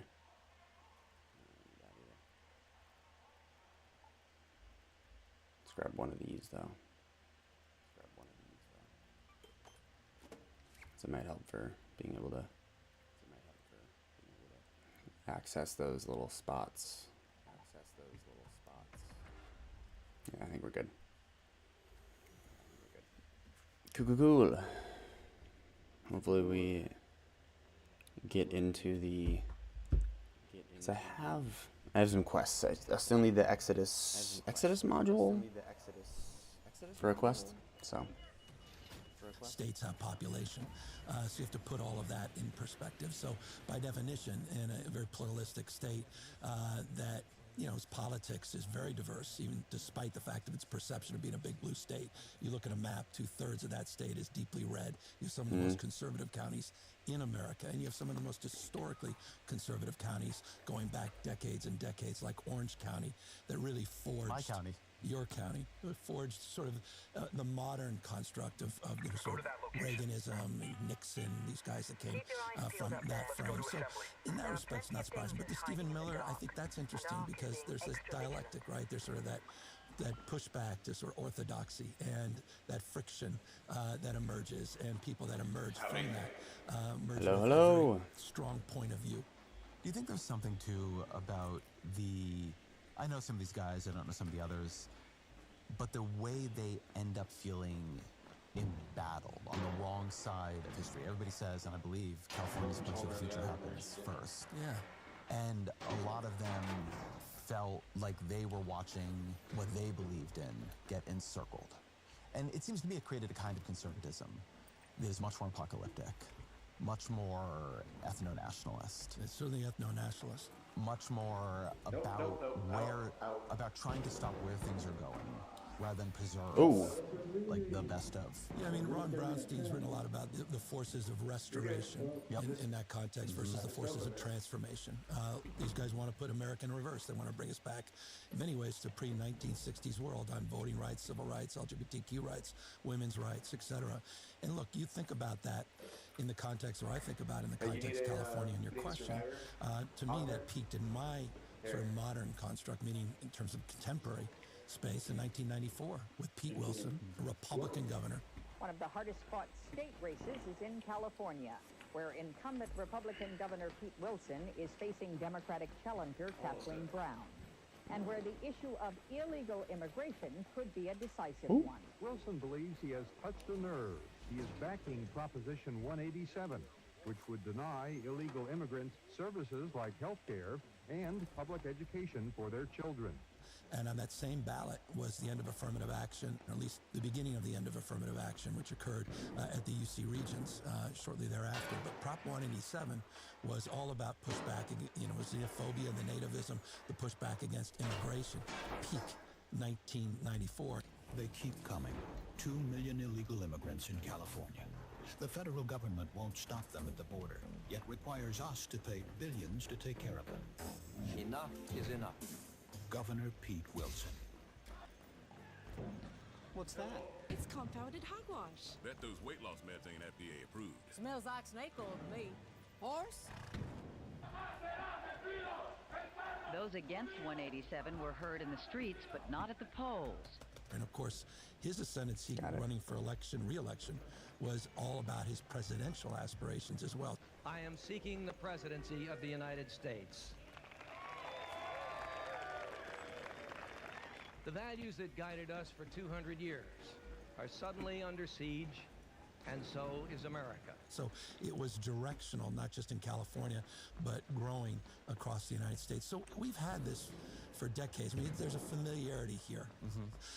But, the response to that is also interesting. And I think in many respects, the response to Prop 187 and Pete Wilson's success has a lot of clues in terms of how the Democratic Party responds to this moment and reasserts our success moving forward in terms of rebuilding the party.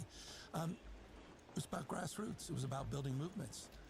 It was about connecting communities. It was about NGOs. It was about community organizers. It was truly bottom up, and it forced a discipline that led to a lot of organizations that are thriving today that quite literally came out of what they perceived as chaos of 1994, 1995. I think about it now in the context of where we were in 2004 as well, in terms of where our party is, where we got shellacked, we lost the Senate, we lost the House, we lost the presidency, and then we built Media Matters, and we built Center for American Progress, we built, Democracy Alliance, we started organizing millennials, we started organizing Hispanics, we started focusing on mobile, local, social, cloud, meaning technology, and we built this bottom-up movement that brought us back into the majority with Nancy Pelosi 2 years later, and then in 2008 we had 53% popular vote, most since 1964, to get Barack Obama into the White House. So it was a remarkable story of resilience, but it was also the hard work in 2005 and 6 that set that course. So I often think about the 04 analogy. I think probably the Democratic Party was more shattered and broken after 2024, but I think people who don't remember 2004 and how bad that felt can miss. And in the sense the Democratic Party lost touch with the heartland, it had to be a completely different thing. I was reading books about going to Applebee's America. It was all about, it was about appearing less frank. You can't have, Hermes ties anymore. I mean, it was all about the heart. It's so familiar, so many of this stuff. All this stuff echoes over and over and over and over again. But so you've actually been trying to figure out different parts of America. So I was struck after the election to see you start a podcast, horning in on our territory here. I got to say I didn't. You really didn't? Well, you didn't expect my guests. Well, you've actually had a podcast before with Marshawn Lynch. Yeah. Man, what's happening, man? You got Marshawn Beast Mode Lynch, Doug Hendrickson, and Gavin Newsom, and you're listening to Politics. So talk about podcasts I didn't expect you to have. That probably beat this one. But I would not have expected you to start with Charlie Kirk as your first guest. Yeah. Dr. Phil, Michael Savage. Yeah. Newt People Gingrich. forget. Yeah. Steve Bannon. Yeah. I mean, I've watched you in these interviews. You're listening. Yeah. You're looking for threads of interest and agreement. I've watched you, Ben, and tell you repeatedly how the 2020 election was stolen. You just let the pitches go right. Because, I mean, how many debates have we had about that? He's wrong, and we've, it's exhausting. I want to ask what has stayed with you from these conversations, what you have been learning across a couple of them. So let's start with Kirk. What for you was the most resonant point Charlie Kirk made? And I don't mean that you have to have agreed with it. Just something that I appreciate has made the way you think about the world a little bit different. I thought there was a sincerity, a deeper sincerity than I anticipated in terms of his point of view and his perspective. I'm perhaps almost a humility in this respect, a willingness to engage with people he disagreed with, a willingness to debate to the extent that he thought in a fair and balanced way. I think there's grace in that. Someone deeply focused on organizing in a deeper way than I expected or understood. Right around, I'd say 2021, we had a goal. Could we move the youth vote 10 points over 10 years? And we literally you sat down and put that numerical together. Yeah, like, can we move it 10 points over 10 years? Because our whole hypothesis was, and we did this alongside President Trump and his great team, was that this demographic is disproportionately to the Democrat side. We believe Democrats were taking them for granted. And someone that understood more deeply the pain that young men are facing and struggling with. They are the most alcohol addicted, most drug addicted, most suicidal, most depressed, most medicated generation in history. Right. And the message that was largely being fed to a lot of young people was lower your expectations. You're not going to have the same American dream that your parents would have. And we saw this as an opportunity, especially with young men. And was able to do something about it and give them hope and recognize the society as failing young men. And someone that clearly was playing an outsized influence, even greater than I fully understood in terms of supporting the base of the MAGA movement. What part of his perspective on how society is failing young men felt reasonable to you, recognizable to you, and which part? I mean, look, we all know, everybody knows the stats.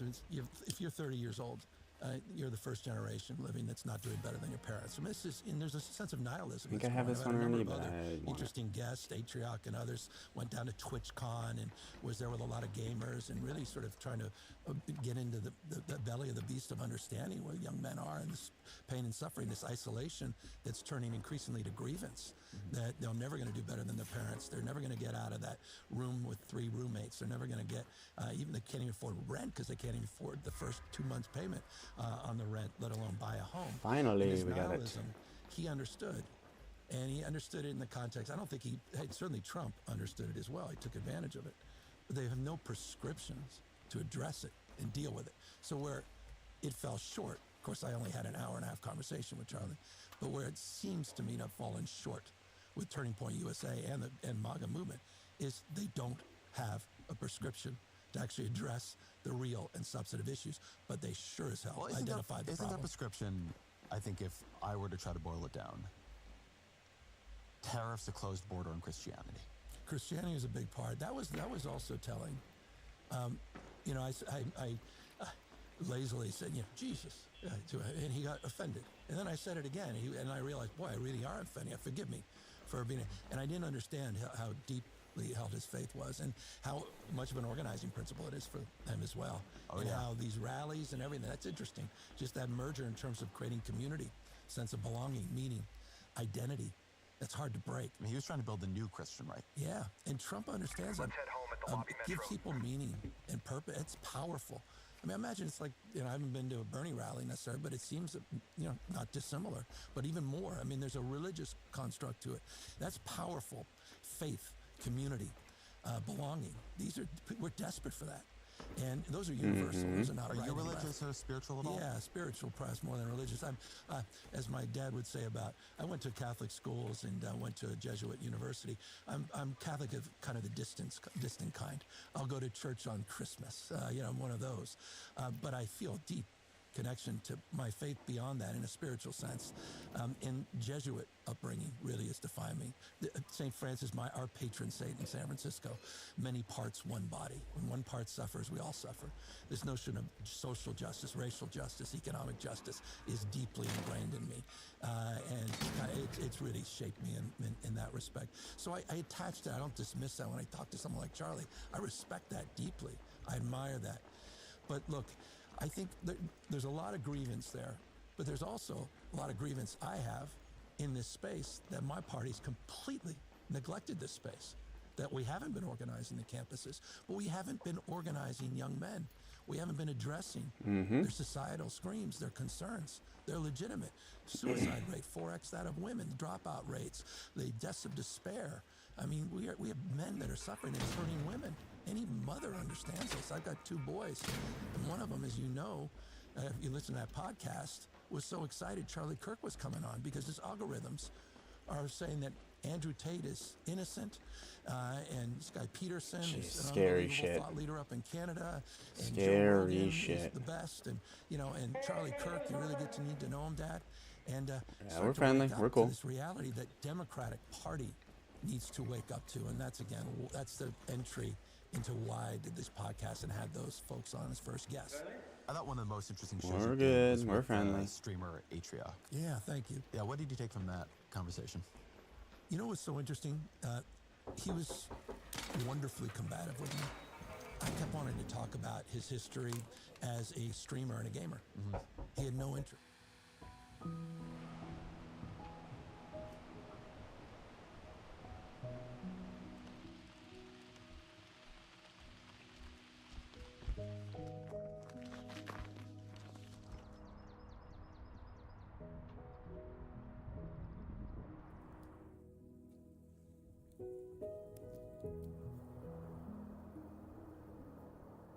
You're not listening. And we're to us. back. They're struggling, they're suffering, and you're not listening to us. It's not about gaming. It's not about Discord. It's not about Twitch. It's about what the hell you guys haven't done to address the crisis for so many young people and how they're feeling today. Welcome to Atlanta, and I'm asking to contribute $20 to this Senate campaign because I'm the only Democratic senator running for re-election in a state that Donald Trump won, and the stakes could not. If I could boil it down to one word, it's like radicalism is win no house. That's it. If you can't get a house, if you don't see a path to get a house, and I hear this all the time, they're some of them are working. They're working. What is going decent on? jobs. They're working hard. It's not even. I don't know what just happened there. There we go. Offered by friends and family. Yeah. And I notice this. I turn on Instagram, and it's much better at hooking my attention than it used to be because the algorithm is better at finding things that might grab my emotions than my friends and family are. But I came looking for connection, and all of a sudden I'm pissed. I'm confused. I'm being fed content about psychedelics from the 1970s. Sure. It's not all that it's bad, but it is a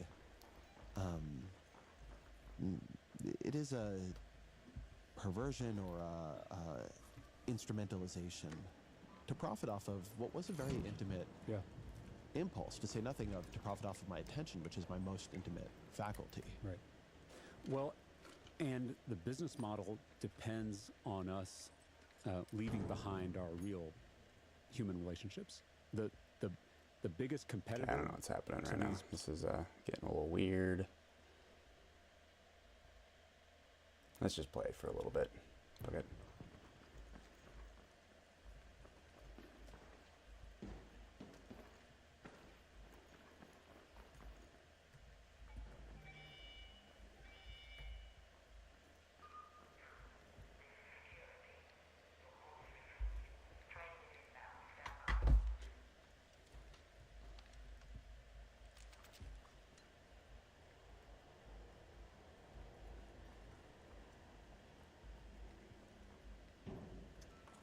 Friendly.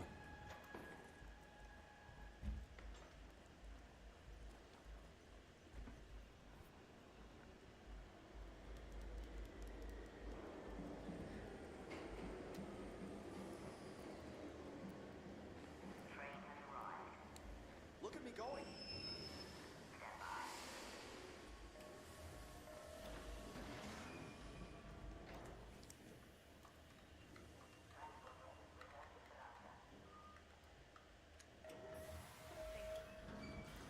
GG's.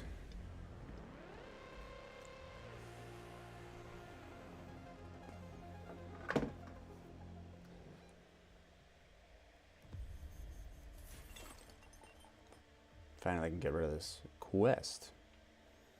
Even though I'm gonna, in however many days I'm gonna do the expedition, so we're just gonna do one. I'll keep it short. Were people sheltered in those camps back then? The more I hear about Stella Montis, oh neat. I can't wait to people sheltered in those camps back then. Have you ever noticed those streaks of light darting across the skies? Is there an end to all of these quests? But it'll take more than 100.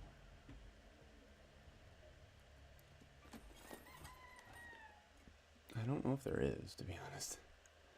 Alright, let's do... You know what, I'm hoping... Come to the power rod room.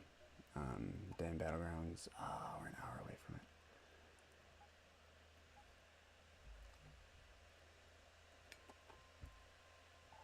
You know what, let's do the matriarch one more time. Let's do that one last time, and then we're gonna... Kinda wish it was a...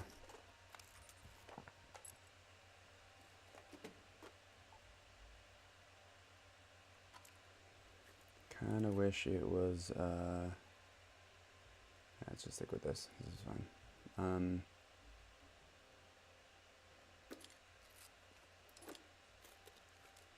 I need a defib. Always bring defibs.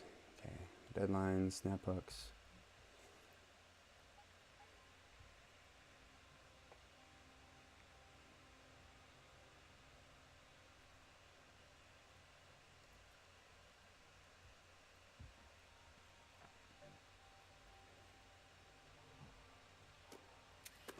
I want to bring that in.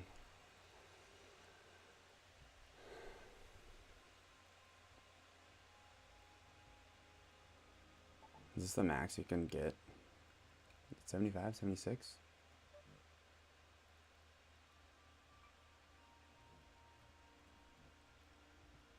Whatever.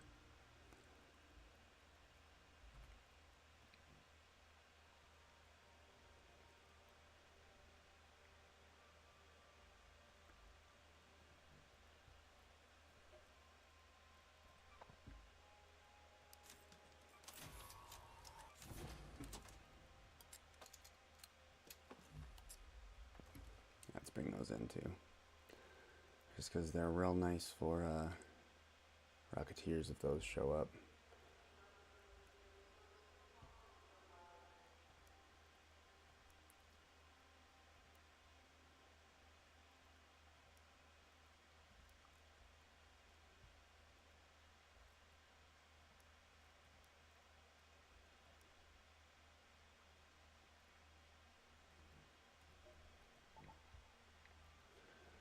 Alright, let's ride this matriarch a little bit here.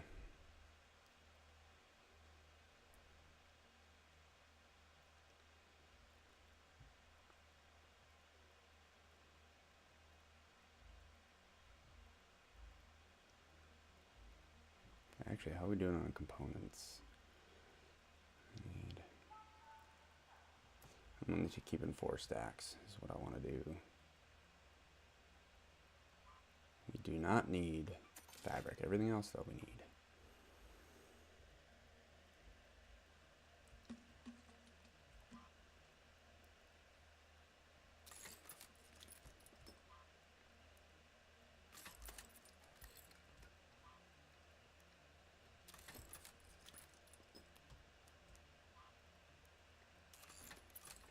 How are we doing now? Ooh, too much.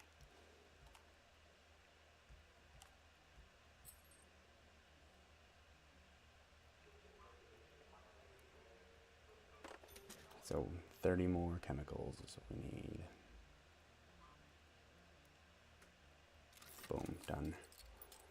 Sell, sell.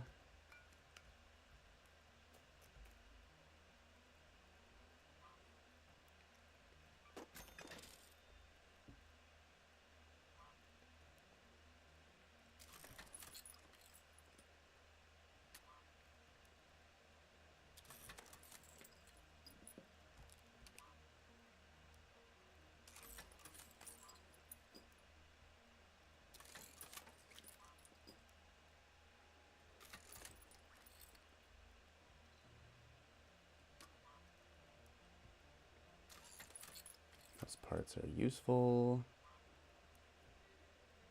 Let's sell that.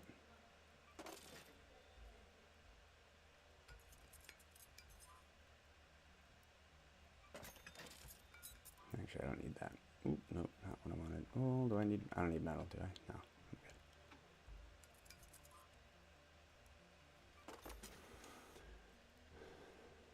I'm good. We're sitting a little prettier when it comes to. I don't know why I still have those. When it comes to components now, plenty of these.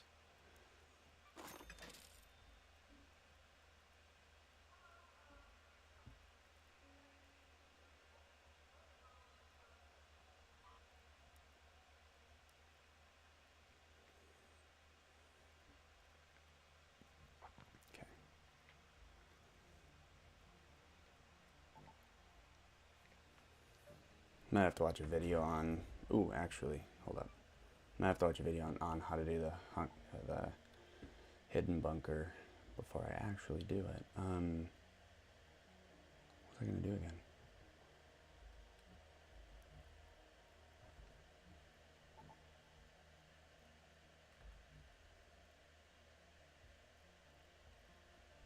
What the hell was in my head?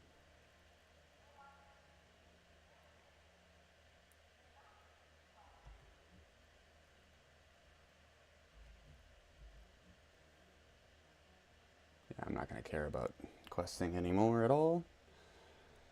I was gonna make something, I feel like. Oh, no, that's what I was gonna do. These guys.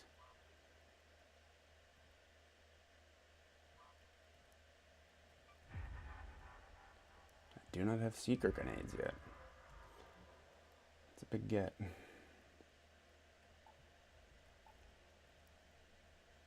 Those are really easy to make.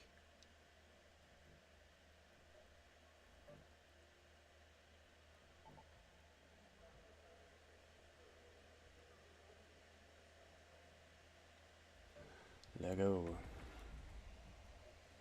Where are we at with this now? Ooh, 400,000 left.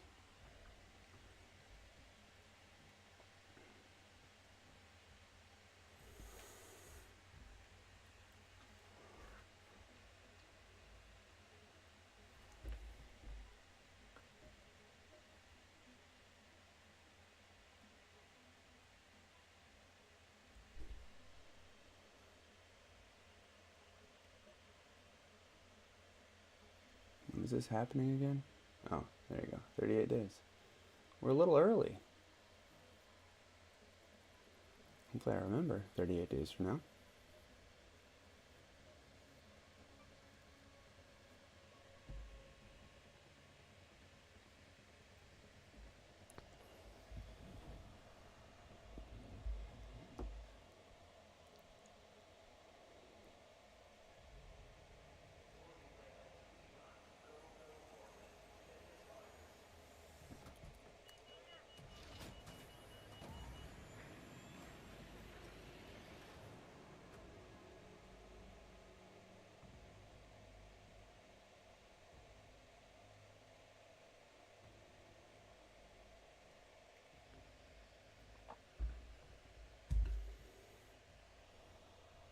Alright.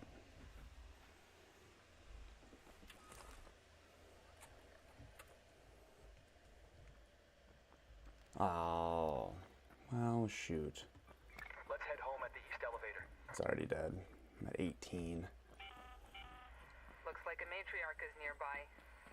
We never saw arc like this during the first wave. Don't engage it unless you're ready for a hard fight.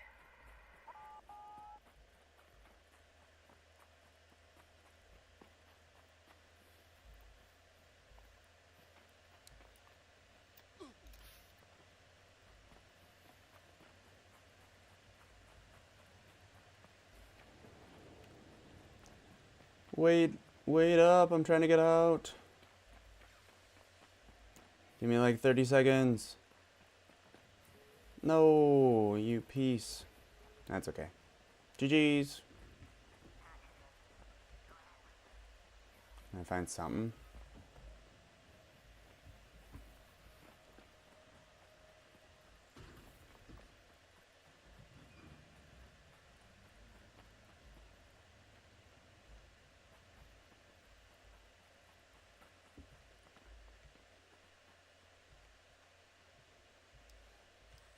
Let's just get out of here. I'm gonna do the matriarch.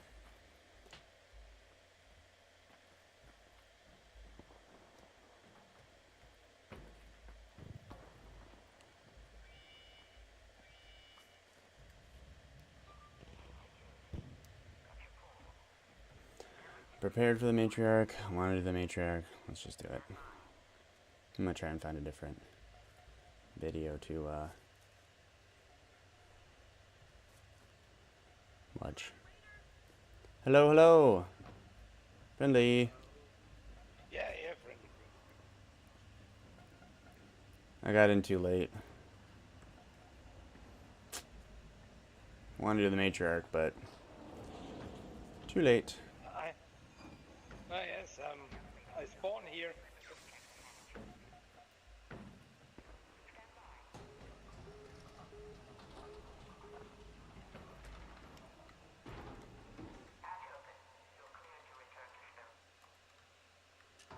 Got it. Maybe see you in the next one. Bye-bye. Bye. This game is so goofy. I love it.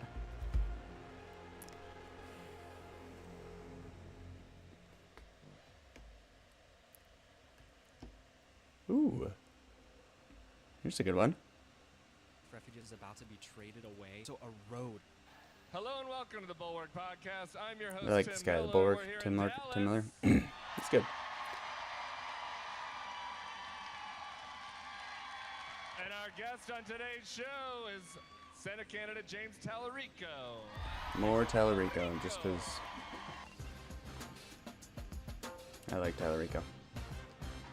You know, we booked this, you were in a primary still, and so we decided to keep it as a surprise for people. So it's a nice, pleasant surprise here in Texas. How you feeling? It's got to feel good to get a little win under your belt. I mean, the real work's ahead, but you got to feel good. I'm feeling good, and it's so good to be in Dallas, Texas. Thank y'all for the warm welcome. No, it's been great, and I feel like people are finally believing in Texas again, that we can change the politics of the state, that we can push back against the extremism and the corruption in our And I really government. hope he wins. And I think we're going to surprise a lot of people in November in this state. Don't know if he will, but You don't think they're doing a good job I hope he here can. so far, the incumbent? You don't think they're doing a good job running the state? No. I have just a few complaints. You have a few critiques. Well, I want to talk about Texas and the Senate race, do a little politics here in a minute, and talk about some other stuff. We'll have a little bit of fun at the end. You know, it's a live show, but we got to talk about the news first. And while we were back there, just before we came on, Reuters reporting again. that Trump is looking at bringing Why? additional troops to the Middle East as part of the Iran war. This obviously seems like it's escalating, though we don't know, so he could just turn around and quit tomorrow. We don't know if there is not anymore. What's your assessment of what we've seen there? No, let's just. Just your initial reaction to this war? Well, you know, as a millennial, I saw how military disasters like the Iraq War robbed this nation of young lives, of billions of dollars, and of our moral standing in the world. And I worry that this president, this administration, is making the same mistake with another forever war in the Middle East.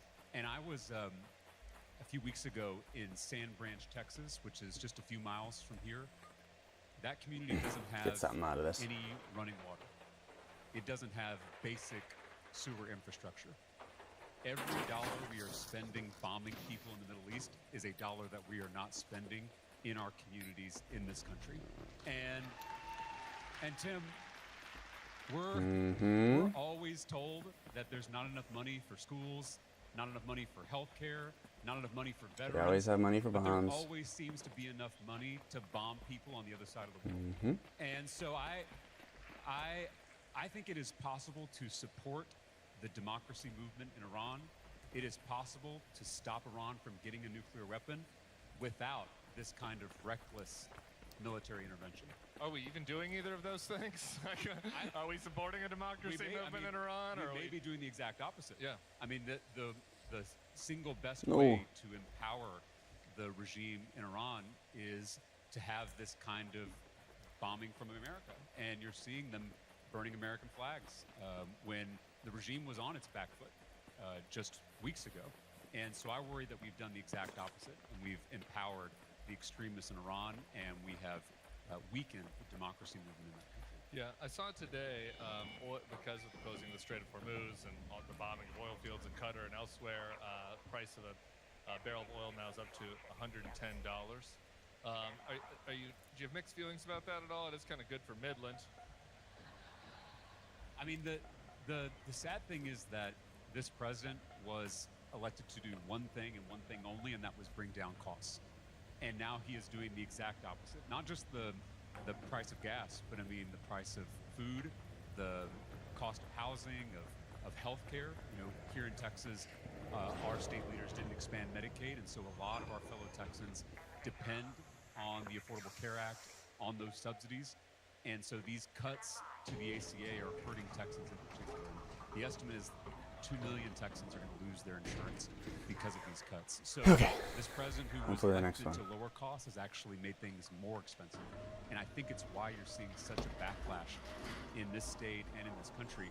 Tim, you may know that folks here in DFW flipped a state Senate seat in Tarrant County. Oh yeah. It was a district that the president had won by 17 points in 2024. And so this community shocked the nation by flipping a Shock state the Senate seat. nation. And I think that we're going to shock the world when we flip a U.S. Senate seat.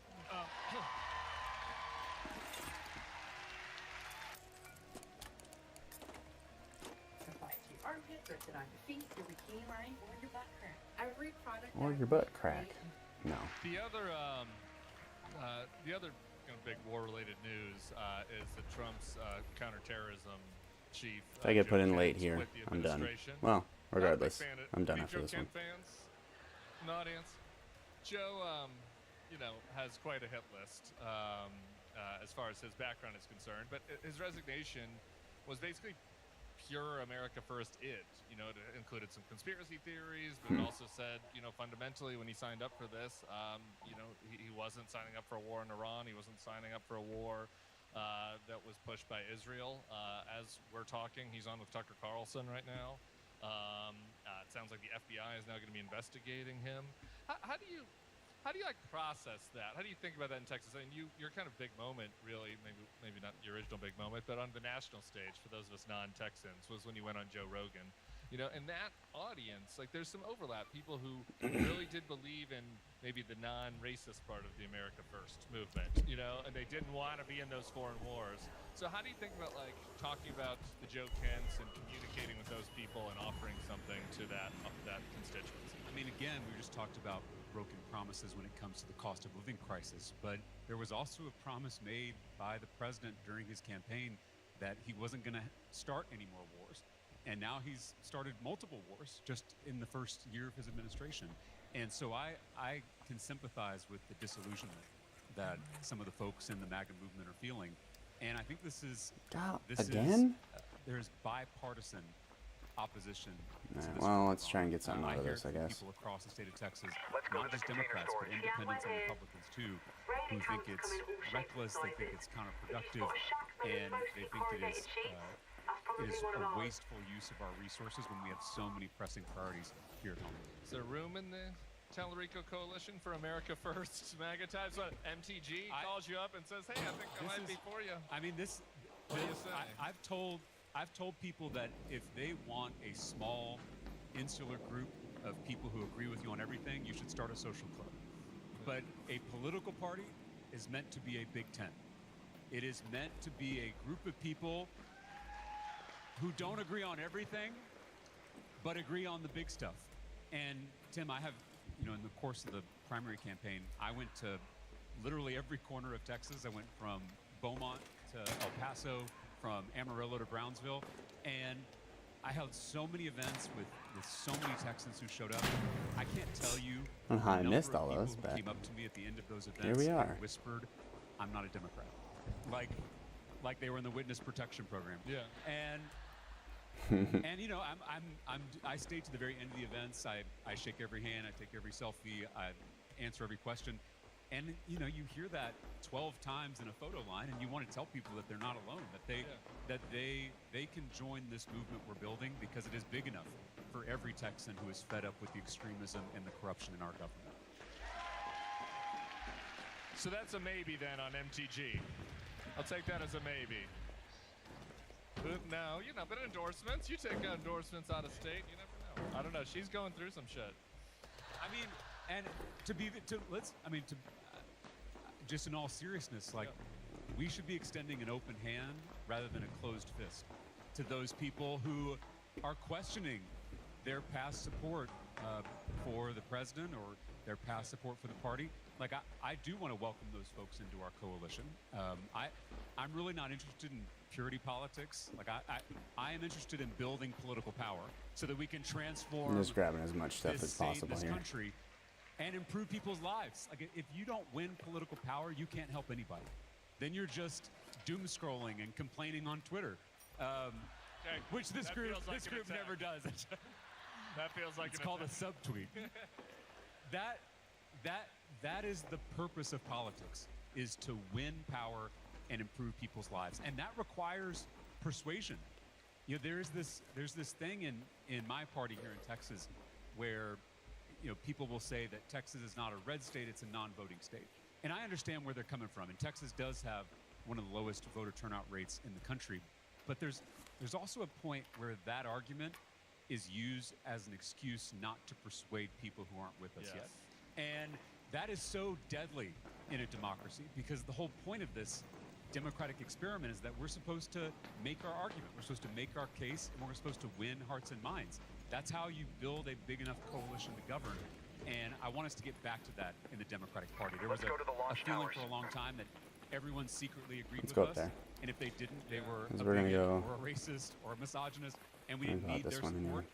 And I hope that the 2024 election was a wake-up call to everyone in our party that we have to start reaching out to people who aren't with us yet and building a bigger coalition. I love that, because I do, yeah. You're speaking my language, because there is, I think, this weird view that all of the non-voting Texans are just like Democrats, just haven't woken up yet. They're all resistance liberals, Yeah. just like waiting. I think somebody that doesn't watch the news and doesn't vote and doesn't care about what's happening, he might be for Trump. Well, so more. I mean, just saying. So a couple things. Maybe we don't want them to vote.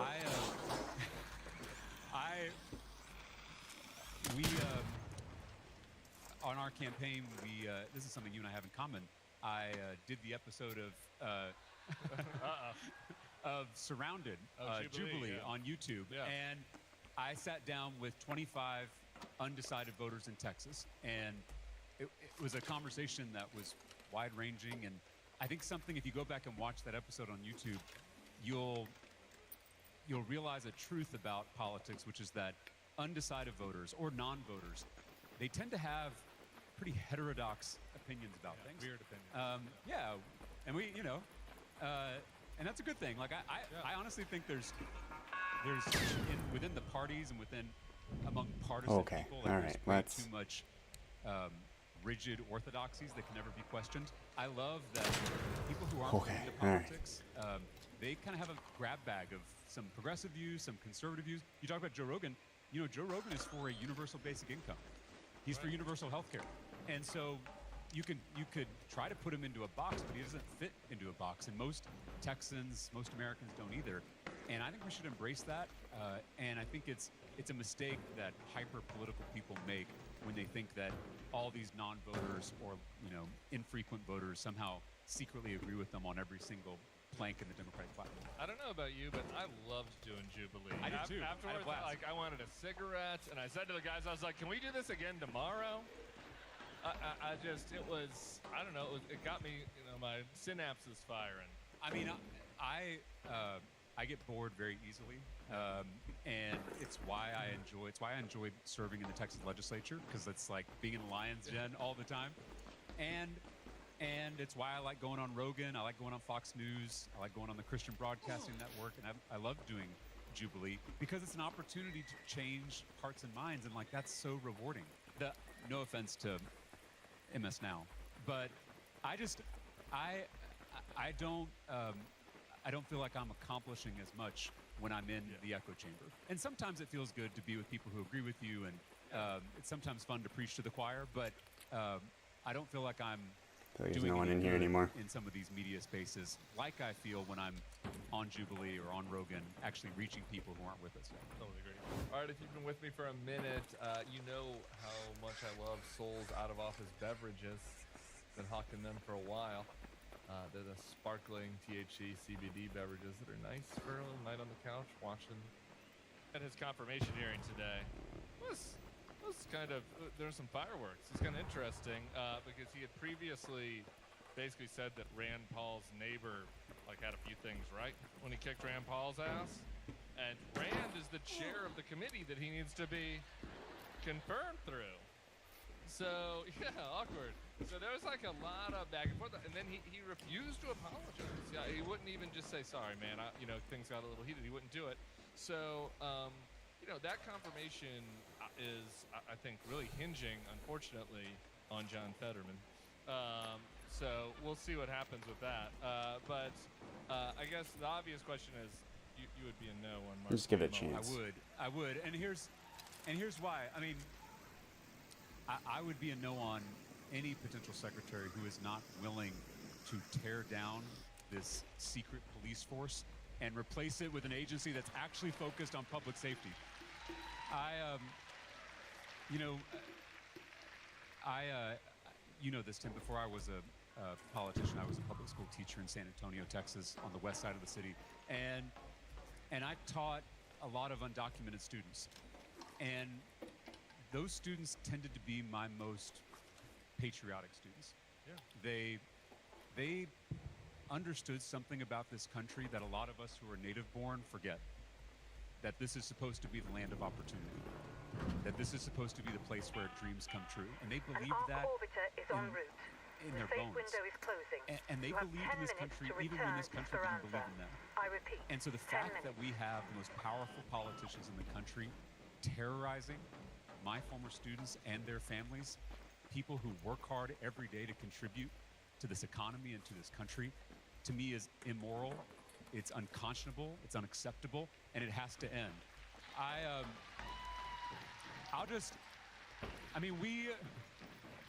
We should be cracking down on the cartels, not our communities. We should be deporting gang members, not small business owners. We should be hunting down friendly. human traffickers, not moms and cool. babies. This is something that I think most Texans agree with. And this is something I said on Jubilee. It was the failures of my party, it was the failures of the Biden administration that opened the door to this extremism, that opened the door to masked men in unmarked vehicles kidnapping people off our street. So both parties have failed us on this issue over the last 30 years. I think Texans and Americans are just looking for leaders who are going to hold two things in their mind at once, being pro-immigrant and pro-security. Because we've been told those are mutually exclusive, and they're not. Yeah. I saw on the internet, which isn't real life, that you got a little shit over that, what you were saying on Surrounded about how it was, the mistakes of your party that led us here. And what a lot of people would say is, well, what about the James Lankford bill that Donald Trump blocked and that the Republicans in the Senate blocked? There's something to that, right? Donald Trump wanted there to be chaos because he wanted to help his election. Absolutely. But that was in the fourth year of the Biden presidency. Nah, I'm there cool. were 3 I'm years just before that. So talk about those 3 years. just What you think they looking around for random stuff. Well, and the proof is. What about you? Are you looking for anything border specific? Control 4 months, 5 months before the election. Right. I'm looking for and so they knew how to do it. For extended mags. Extended mags for what? Medium and light guns. I guess I got this one. I don't really need it. It's a shotgun one. I probably have that. Alright. I'll sell it. Cool. Have a good one.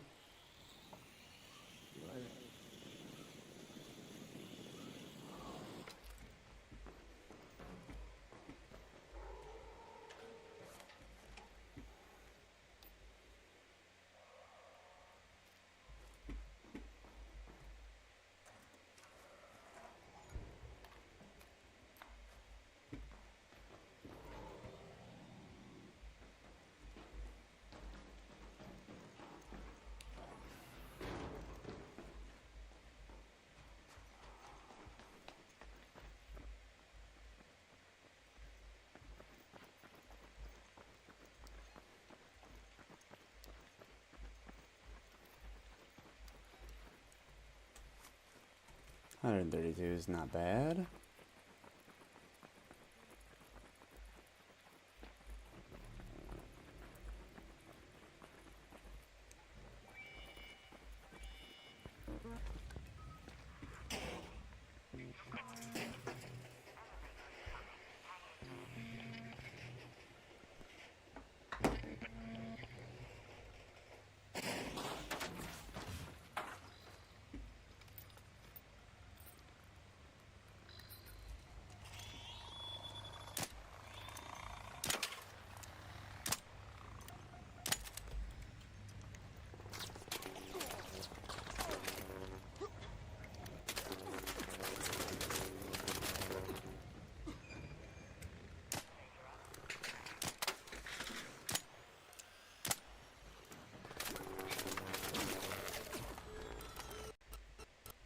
Okay, don't let it out on me now.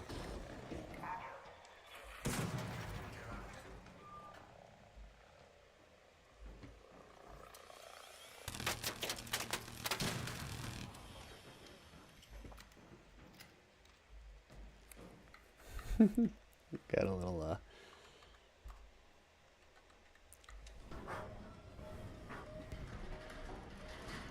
little schmacked on that one. Two of them at the same time kind of sucks. From people who served in the Biden administration, who said that the administration, the president himself, they were listening to these groups. For people who aren't super into the infrastructure of the Democratic Party, in recent years there have been a series of advocacy groups that claim to represent the interests of different communities, like here in Texas, but actually have no real connection to the actual people on the ground. And those groups convinced the administration that it was racist to support border security. And nothing could be further from the truth. It was my colleagues in the State House who served border communities in South Texas, in El Paso, who were constantly telling me about the chaos in their communities because of the Biden administration's policies. And that is not compassionate. Chaos is not compassionate. And we as Democrats, we're the party that's supposed to make the government get this. work Get for the people. howl too. And this was a prime example Maybe I of do want to government do this. not working for people. And again, you know, the Republicans have been attacking me by taking something that I say about the border and basically cutting it off mid-sentence. I usually say, yeah, so I have said throughout the whole campaign that our southern border should be like our front porch. There should be a giant welcome mat out front and a lock on the door, meaning you can welcome hardworking immigrants who want to contribute to this country and keep out people who mean to do us harm. Not mutually exclusive goals. But the Republicans don't want you to know that those two things are possible, and so they post this clip and they cut it right before I say lock on the door. So it just sounds like I want open borders, but I think this is where most Texans and most Americans are at on the issue, and it's why they're frustrated with both parties. Because in the Democratic Party, they see a party that's pro-immigrant but doesn't seem too concerned about security. Then they throw us out. They elect the Republicans, a party that's very concerned about security and seems to be pretty anti-immigrant. And they're dissatisfied with that too. So they want a party, they want leaders who are going to hold both those values together at the same time. Yeah, you did pretty well in the Rio Grande Valley and with Latino voters during the primary. I've had Bobby Polito on the show, who's running down there, who's a good guy, running for a Republican seat there. That's all I got for today, I don't think. The general election, like this was a huge shift, you know, over to. Yeah, that's all I got. Cool. Well, that's the show for the day. I don't know, what else? Maybe I'll be on later, I don't know. Probably not, but we'll see. But if I am, great. If I'm not, whatever. See you on the next one.